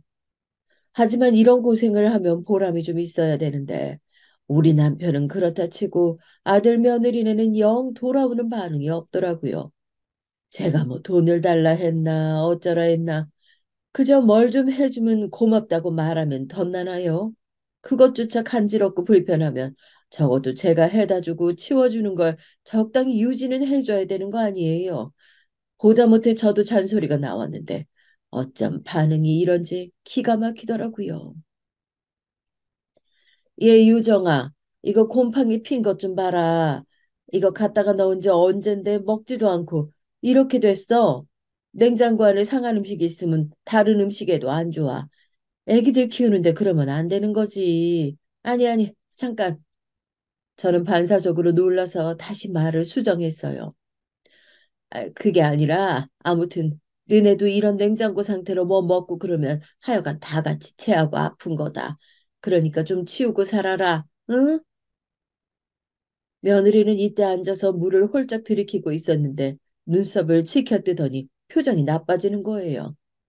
근데 저도 몸이 지치고 피곤해서인지 저런 반응을 못 넘기고 같이 한 소리 하게 되더군요. 엄마, 엄마 지금 쟤네 맨날 자지러지게 울고 난리치는 거 안 보이세요? 나도 깨끗하게 하고 냉장고 치워두고 살고 싶죠. 근데 지금 쟤네들 씻지도 못하고 잠도 못 잔다고요. 왜 나한테만 뭐라고 해요? 오빠도 똑같이 이 집에 살고 먹고 사는 사람인데 오빠한테도 좀 뭐라고 해보세요. 제가 아무리 육아가 녹록지 않고 힘들다고 하지만 그래도 시어머니인데 이런 말을 막 해도 되는 건가요? 한편으론 이런 말까지 듣고 있는 내가 스스로 참 어이가 없고 며느리가 순간적으로 너무 미워 보였어요. 예, 내가 뭐 야단치는 거냐? 응? 내가 집도 치워가면서 음식도 해다 주고 하는데 그 정도 말은 하면 안 되는 거야. 그렇게 피곤하고 힘들다면서 음식도 니들 입맛에 맞는 건 싹 다 먹어치우고 또 해달라고 소리하면서 냉장고 하나 썩은 음식 치우는 게 그렇게 힘드냐고. 내가 그렇게 못할 말을 했어. 어쩜 그렇게 너는 불만이 많냐? 저도 참지 못하고 그만 이렇게 가타부터 늘어놓게 된 거예요. 그러다 보니 옆에 애기들이 울던 말던 저와 며느리의 목소리는 점점 커지게 됐고 말의 속도는 또 다다다다 붙어버렸어요. 그러고 있으니 토요일에 출근 안 하고 방에서 자고 있던 아들까지 나와 보게 된 거고요. 근데 이때 아들도 제 딴은 중재를 하겠다고 시도한 거지만 결국 상황은 더 악화돼 버렸죠. 아이 참 둘 다 왜들 이러는 거야. 엄마 됐어요. 기분 풀어요. 유정이 너는 그러지 말고 가서 좀 자. 이 말을 들은 저나 며느리나 둘 다에게 그닥 효과적이지 않았던지라 각자 화를 내다 보니 싸움이 커지고 애들은 울고불고 모두가 불만을 토로하는 상황이 돼버렸죠. 이때 제가 더 화를 누를 수 없었던 건 이런 분위기 안에 며느리가 지갑만 챙겨들고 밖으로 나가버렸기 때문이에요. 씩씩거리면서 성질을 내더니 인상을 잔뜩 구기고는 옷 대충 주워 입고 그대로 휙 나가더라고요. 그걸 멍청이 보고 있던 저와 아들은 동시에 마주봤고 당연히 이런 말이 흘러나올 수밖에 없었어요. 예, 쟤는 내가 뭐 진짜 엄마라고 생각하는 거냐? 아니, 엄마라고 생각하라고 했지만 잘 지내자고 한 거지. 어른 앞에서 저러고 나가버리는 게 어딨어. 지금 너도 봤지? 이러자 아들은 머리를 어찌나 벅벅 긁어대던지 자기도 모르겠다며 짜증을 내더라고요. 아, 엄마, 나도 몰라. 아, 그나저나 쟤는 저러고 나가면 난 어떡하라고. 아, 나 오늘 잠 좀 자려고 했는데 애기들은 누가 봐. 아, 좀 그러게 그냥 좀 넘어가지 그랬어. 상황이 이렇게 흘러가니 저도 화를 참을 수가 없었어요. 그 자리에 아들만 놔둬버리고 짐을 챙겨서 집으로 돌아왔고 친정 언니한테 전화해서 엉엉 울며 상황을 얘기했는데요. 아픈 조카랑 살고 있는 언니에게 할 말은 아니었지만 그래도 내 얘기를 좀 들어주더라고요. 영수가 그냥 걔네들끼리 치지고 볶고 살라고 해. 돈이 없어도 지들이 없는 거고 불편해도 지들이 불편한 거지. 걔네도 네가 얼마나 대가 없이 지극정성으로 해줬는지 알아야 돼. 그리고 쟤부도 아프다며. 그럼 그냥 너 네 남편이랑 둘이서 잘 살아. 뭘 머리 아프게 그 나이에 두 집 살림을 하고 있어? 이제야 저도 정신이 좀 들어서 언니의 말을 받아들였고 이제는 제가 완전히 감정이 상하고 그대로 마음을 굳히게 되더군요. 며느리와 아들에게는 문자 한 통씩 보내서 이제 니들 알아서 살라고 보내버렸어요. 아들은 왜 그러냐며 전화를 해댔지만 며느리는 받고 꿈쩍도 안 하더라고요. 제가 정말 엄한 데다가 기력을 쏟아본 것 같아서 허무하기도 했고 그렇게 남편이랑 지냈는데요. 건강이 안 좋긴 했지만 어째 갈수록 상황이 악화되더군요. 어머, 당신 왜 그래요? 많이 아파? 남편은 제가 아무리 불러도 대꾸도 안 하고 괴로운 듯 웅크리고만 있고 이런 시간들이 계속되면서 결국 입원하게 됐어요. 그나마 남편이 이런 상황이 되고 나니 큰아들네랑 막둥이네가 좀 들여다보긴 했지요. 그래도 여전히 둘째 며느리는 연락도 안 하고 오지도 않는 거예요. 그러니 큰 며느리가 한 소리를 하고 저도 이때부터는 제 귀에 이 말이 좀 들어오긴 하더라고요. 어머니, 그러게 제가 동서 별로라고 말씀드렸잖아요. 저도 대충 얘기 듣긴 했는데 뭐 애기 자기 혼자 키우나요? 시어머니가 밥이랑 다 해서 매일 갖다 주고 집 청소도 해주시는데 그렇게 짜증내고 나가는 게 어딨어요. 그래놓고 아버님 편찮으신데 지금까지 와보지도 않는다뇨. 아유, 진짜. 솔직히 저는 서방님 걱정돼요. 저런 와이프랑 순탄하게 잘 살지 말이에요. 저 역시 화가 단단히 나 있었지만 일단 남편 상태가 너무 위태위태하고 고루 깊게 신경은 못 썼어요. 그렇게 정말 입원한 지 그리 오래지 않아 상황은 악화되고 자꾸 무서운 경고들만 받게 되다 보니 가족들이 많이 지치게 되더군요. 힘들어서 주저앉아 있는 제 옆을 지켜주는 건 아들들이지 실상적으로 큰 며느리도 직장 오가느라 큰 힘이 되진 않았죠. 그나저나 전화는 매일 해주고 가끔 들렸으니 둘째 며느리보단 나았고요. 그렇게 두 달이 더 지나 저는 남편과 이렇다 싶은 대화도 해보지 못한 채 떠나보내게 됐죠. 사람이란 게 참 간사하고 이상한 것 같아요. 그렇게 내내 투닥거리고 원수같이 여기면서 남편 술버릇을 증오했는데 노년에 아파졌을 그 몇 년간 무렵을 제가 옆에 충분히 못 있어줬거든요. 근데 그렇게 한이 되고 미안한 거예요. 우리 친정언니는 평소 우리 남편을 미워했던지라 이런 제 반응을 기가 막혀 했어요. 아이고, 무슨 대감만인 납셨어? 제부도 그만하면 살 만큼 산 거야. 네가 미안할 게 뭐 있어? 나는 네가 제부 술주정이며 사고 치는 거 다 감당하고 살면서 병 안 난 게 더 용해. 솔직히 내 동생 더 고생 안 시키고 저렇게 간 거 나쁘지 않다고 생각한다. 그리고 그 나이가 그렇게 억울할 나이도 아니잖아. 그만하고 이제 너도 네 건강 챙겨. 언니 말은 틀린 게 하나 없지만 이상하게 저는 남편을 보내고 난 뒤 그 집에 혼자 있으면서 계속 우울감과 공허함이 커지더라고요. 그렇게 사이좋은 남편도 아니었고 원수 같아서 미워한 날이 더 많았고 썩 남편이 좋아서 힘들었던 것도 아니에요. 그저 늘 사람이 드나들던 공간인데 그게 텅 비어 있고 저 혼자만 멀뚱히 움직이고 있으니 허전했던 거고요. 근처에 자식들이 있다곤 하지만 그것도 하루 이틀이고 큰아들네는 아주 멀리 살고 있어요. 그나마 가까운 막둥이 아들네는 며느리랑 사이가 틀어져서 별로 왕래도 할 수 없었고요. 내 처지가 너무 싫고 짐짝처럼 여겨지니 계속 힘든 밤이 이어지더군요. 아무리 약을 먹어도 불면증은 심해져서 잠을 잘 수가 없어지고 살은 계속 빠져만 갔어요. 그때 저를 구원하듯 불러들인 목소리가 있었으니 바로 막둥이 아들이었죠. 엄마, 아 진짜 이러다 엄마 큰일 나겠다. 안 되겠어. 우리 집으로 들어보자. 이 말에 저도 홀린 듯 이끌려서 며느리와의 관계가 신경 쓰였지만 어쩔 수 없이 이쪽으로 방향을 틀게 되더라고요.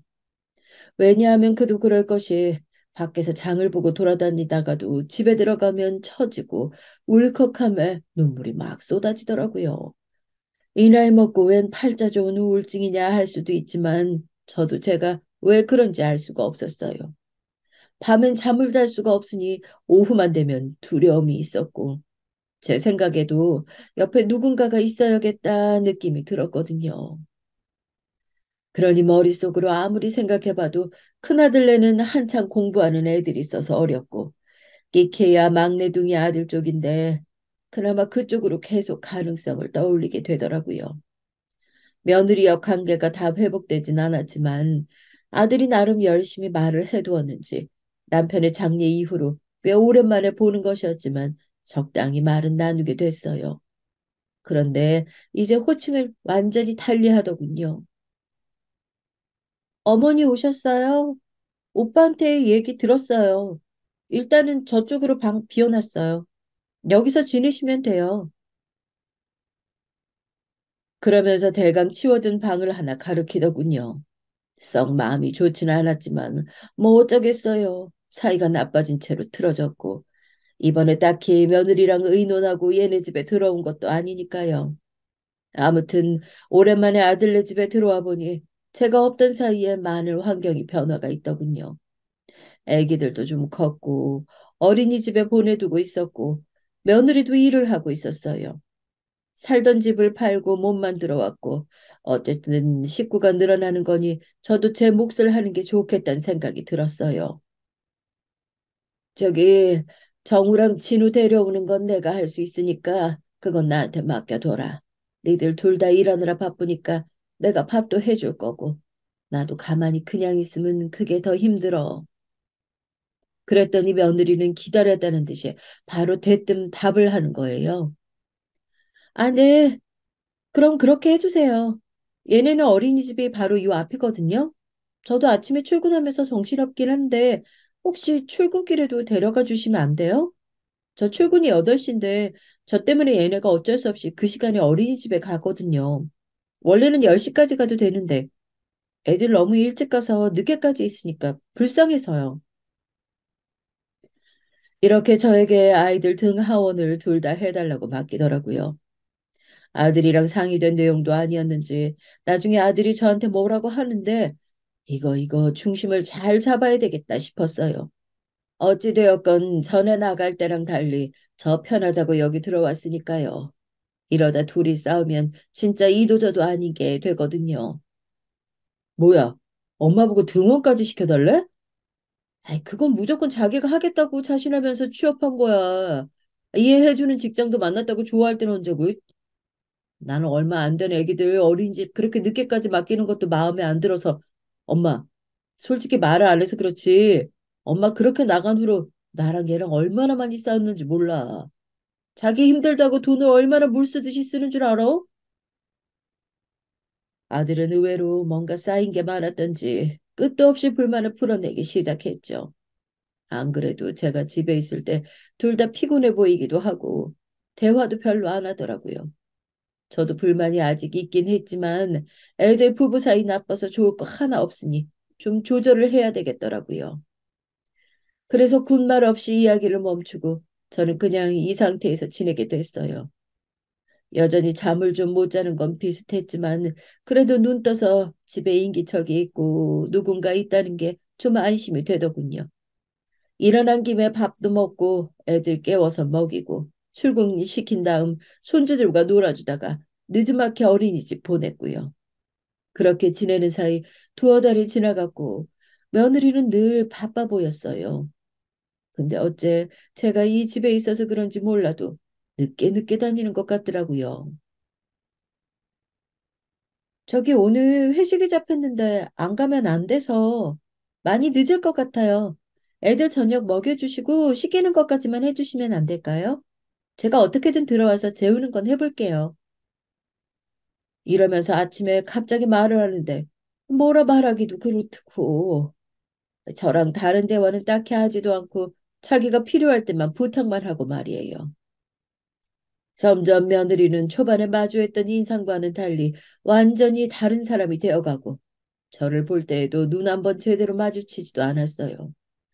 그럴 때마다 저는 속으로 어떻게든 좋게 생각해 보려고 했고 그때 내 마음은 그게 아니었지만 얘는 많이 서운했나 보다 그렇게 여기려고 했답니다. 근데 앞서 말했듯이 저런 부탁으로 시작해서 제가 들어주기 시작하니까 점점 하나씩 더 늘려가는 거예요. 저도 만만치 않게 불만이 쌓여가던 와중에 그만 큰 사고가 터지고 말았죠. 이날 저는 병원에 실려갔고 그 와중에도 손주들이 신경 쓰여서 마음은 참 지옥 같았는데 사건인즉슨 폭우가 쏟아지던 날에 제가 유모차를 밀고 가방을 메고 우산 쓰고 애들은 어린이집으로 보내던 날이었어요. 횡단보도 하나 건너면 끝이긴 한데 어쩜 그날 비가 거세게 내리치던지 비닐 덮개를 씌워둔 손주들 유모차에 습기가 다 차서 아니 안 보일 정도더라고요. 그리고 차들도 신호를 무시하고 너무나 쌩쌩거리며 무섭도록 쏘다녔고요. 파란불에 건너는 건데도 위협적으로 느껴지던 그때 저는 다 건너가던 와중에 그만 미끄러지고 말았죠. 가방 안 젖게 하겠다고 하나를 자세를 바꿔서 매려던 차에 그만 뭘 잘못 디뎠나 봐요. 그대로 제가 넘어지면서 애들 유모차도 넘어가고요. 그나마 정말 가슴을 쓸어내릴 정도로 다행이었던 건 그렇게 맹렬하게 날아들던 차가 그나마 빨간불로 넘어갔음에도 불구하고 멈춰졌기 때문이죠. 아무튼 이때 저는 허리를 제대로 다쳐서 몸을 일으킬 수도 없고 유모차가 넘어간 상태로 놀라서 우는 애기 소리를 들으며 얼마나 절망했는지 몰라요. 그나마 그쪽이 대로변이라 지나가는 사람이 두어 명 있었어요. 유모차를 세워주고 저를 일으키려고 하는데 진짜 하늘이 노랗고 허리에 번개를 맞은 것처럼 일어날 수가 없는 거예요. 도와주겠다고 손을 대면 될수록 눈앞이 번쩍하고 기절할 것 같은 게 아무래도 제대로 뭐가 잘못된 것 같더라고요. 그 길로 결국 병원으로 실려갔고 이때 어쩔 수 없이 그나마 근처 직장에 있던 며느리가 뛰어왔어요. 하지만 이때 며느리 태도에 저는 기절할 듯 아픈 허리보다 마음을 더 깊이 상처 입게 됐습니다. 그래서 애들은요? 애들 어디 있어요? 애들 어디 있냐고요? 이때 저는 겨우겨우 말을 하며 어린이집에 어찌어찌 원장님이 태워가셨다고 말을 했죠. 왜냐하면 사건이 터지고 가장 먼저 연락이 가게 된 건 당연히 아들이었어요.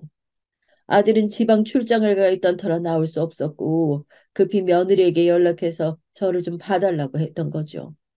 그리고 아기들을 어쩔 수 없으니 제가 넘어진 곳 바로 코앞인 원장에게 전화로 부탁을 한 거고요. 얼마 지 않아 원장님이 주임 선생님과 함께 나와서 손주들 데리고 가고 저는 그 모양을 보고서야 병원에 왔거든요. 애들 들어갔어. 어린이집에 걔네는 보내놨다. 이렇게 겨우 쥐어짜서 말을 하는 저에게 며느리가 던지는 말은 마치 저에게 무슨 복수라도 하듯이 들리더군요. 아, 뭐야. 아, 그럼 진작 말을 하셨어야지. 여기까지 올 게 아니었는데. 지금 일하다가 나왔다고요. 바빠 죽겠는데. 어머니 일단 혼자 있을 수 있으신 거죠? 막 간병인 같은 거 필요한 거 아니잖아요. 필요하면 저도 좀 알아보고요. 그리고 오빠 조금 있다가 올라온다고 했어요. 저 들어가 봐도 되는 거죠? 아니, 얘 눈엔 제가 대체 뭐인 거랍니까?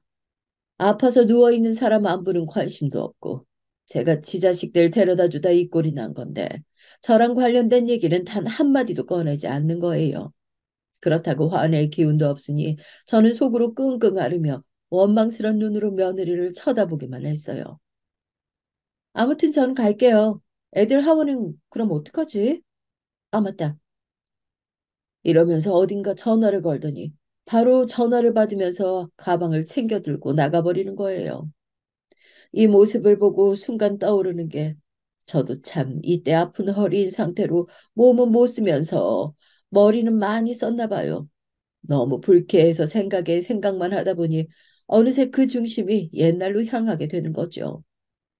며느리가 임신을 하고 어디가 아프다고 했을 때 시어머니인 제가 지 걱정은 안 하고 애들 걱정만 했다며 뭐라 했었거든요.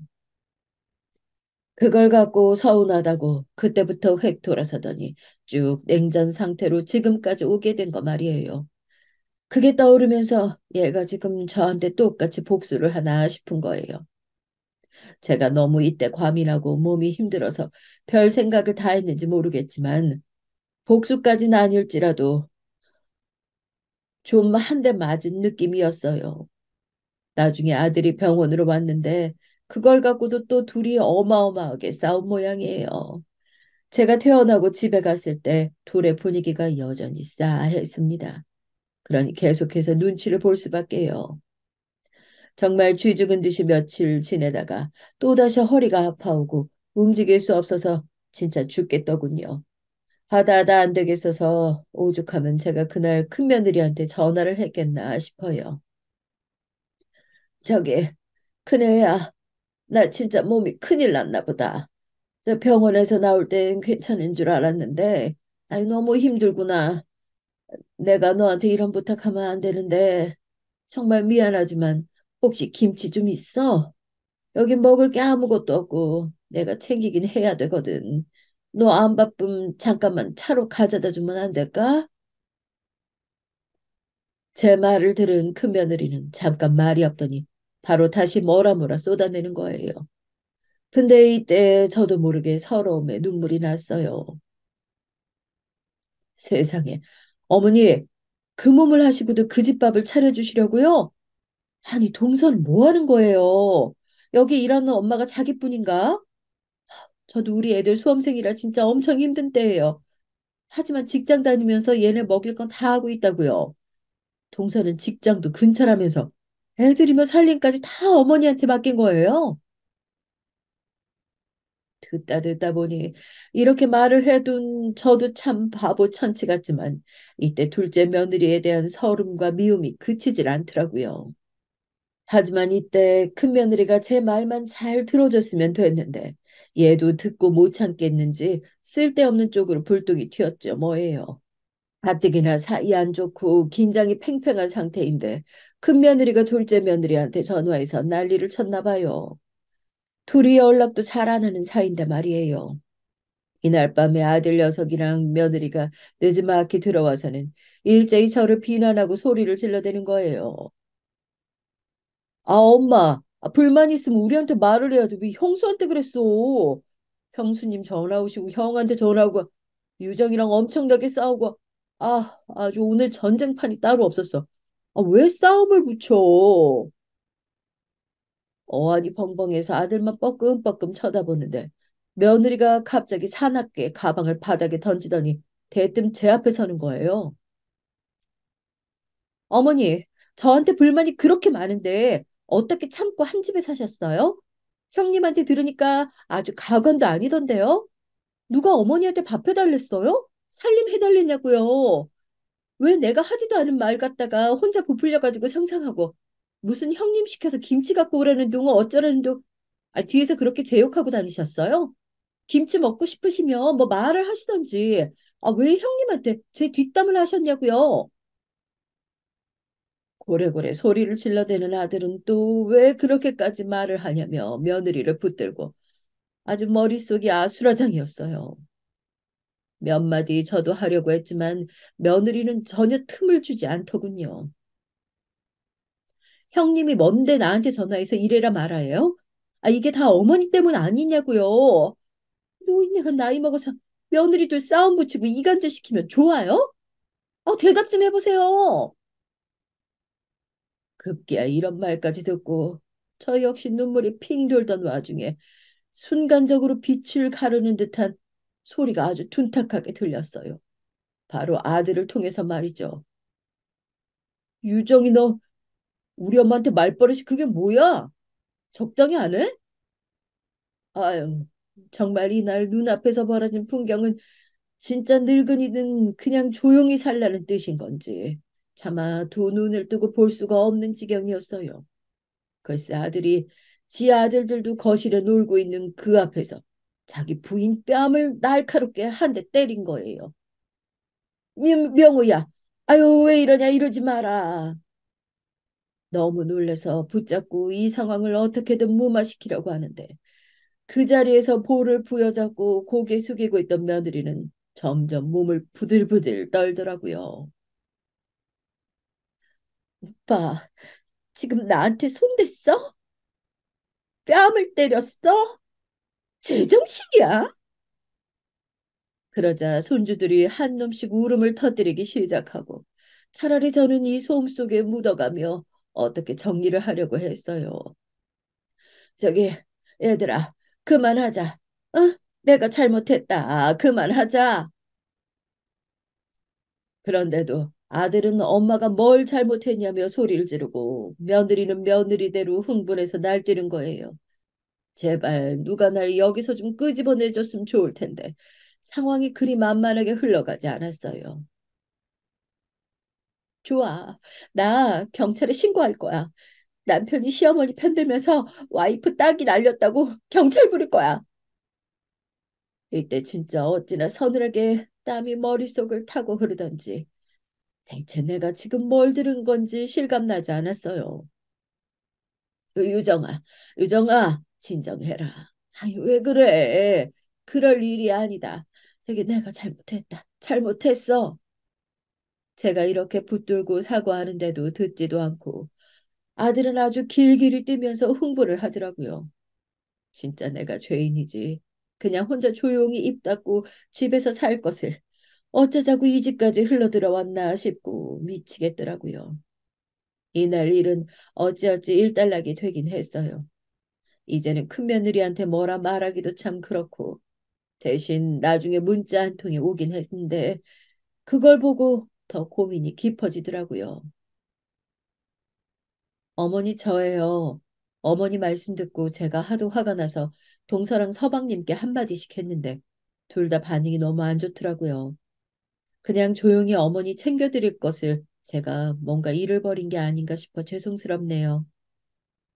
그날 부부끼리 다투고 어머니도 많이 힘드셨다고 서방님께 전해 들었어요. 죄송합니다, 어머니. 이 내용을 보고 있자니 또 내가 그렇게 죽을 죄를 지었는지 지었는 건지도. 이 내용을 보고 있자니 또 내가 그렇게 죽을 죄를 지었는 건지도 모르겠고 속만 답답하더군요. 그나마 불행 중 다행인 것이 허리가 좀 낫긴 시작했다는 거예요.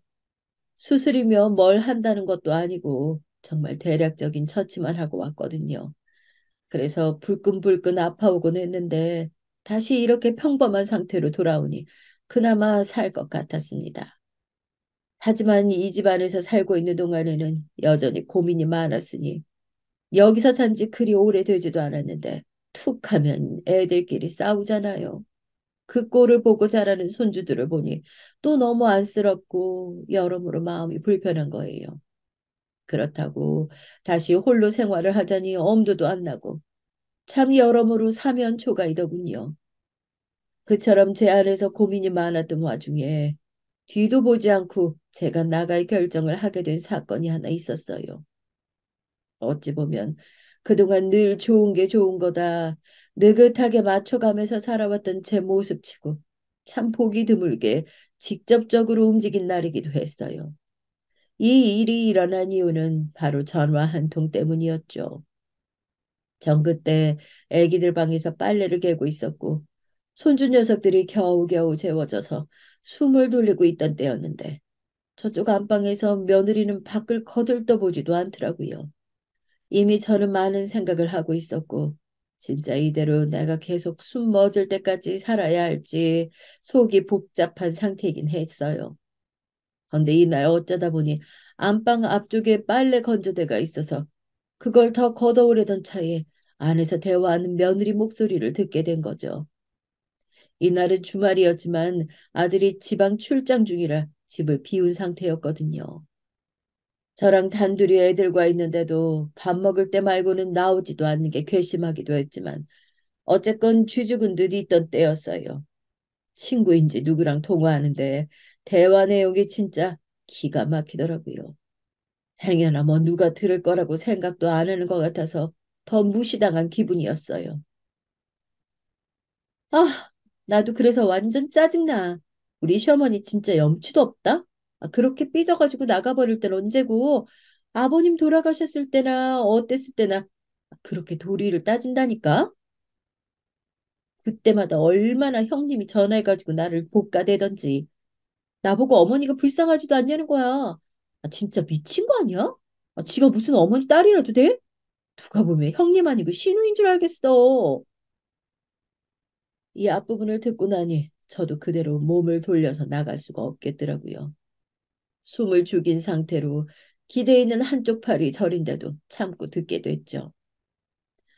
아니, 너도 알잖아. 내가 원래 우리 어머니랑 엄마네 딸이네 하고 지냈던 거. 근데 그때는 그땐 거지. 지가 먼저 나한테 다시 시모처럼 구린데 내가 맞춰줄 일 있냐? 애시당초 임신해서 아프다는데 며느리한테 애기들은 안 아프니 다행이다. 이따위 막장 소리 짓거리는 시모가 어딨냐? 시짓을 할 거면 자기도 며느리한테 똑같이 당해볼 각오를 했어야지. 아이씨구나. 이젠 정말 진력이 날 정도의 그 이야기를 며느리는 아직도 속에 품고 있었던 거예요. 제가 잘해준 배까지는 다 잊어버리고 지 서운했던 거 그거 하나 콕 집어서 이렇게 죽일 듯이 저에게 눈치를 주고 담을 쌓는 건가요? 더 과거는 아직 나오지도 않았어요. 얼마 전에는 뭘 했는지 알아? 아버님 돌아가셨던 핑계로 아들 집에 키어크 빠득빠득 우겨서 들어놓고선 자기 허리 아프다고 징징거리고 내가 그래서 병원 가서 일부러 모른 척 했거든? 그게 또 불만인지 형님한테 일러 바쳐놓고 나랑 우리 오빠랑 싸움 붙여놓고 말도 아니야.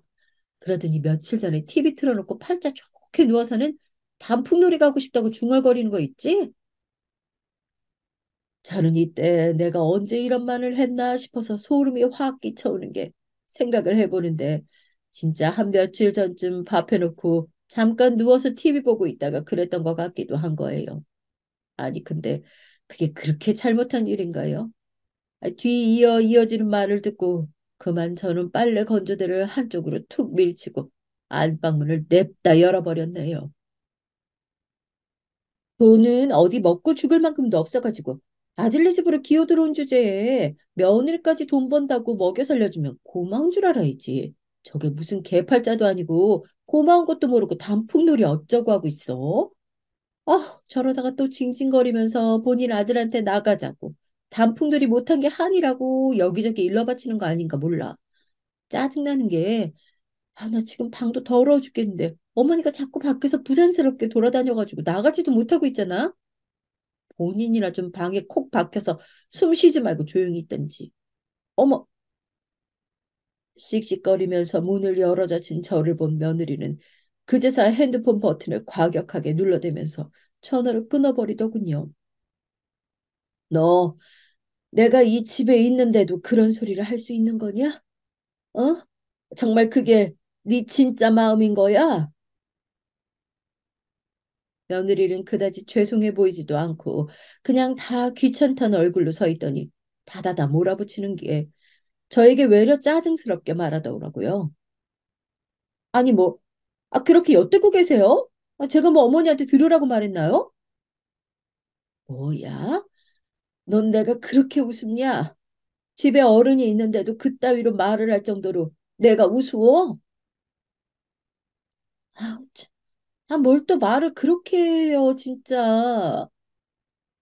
이러면서 인상을 찌푸리는 며느리를 보는데 방 안에서 울면서 손주들이 나오기 시작하는 거예요.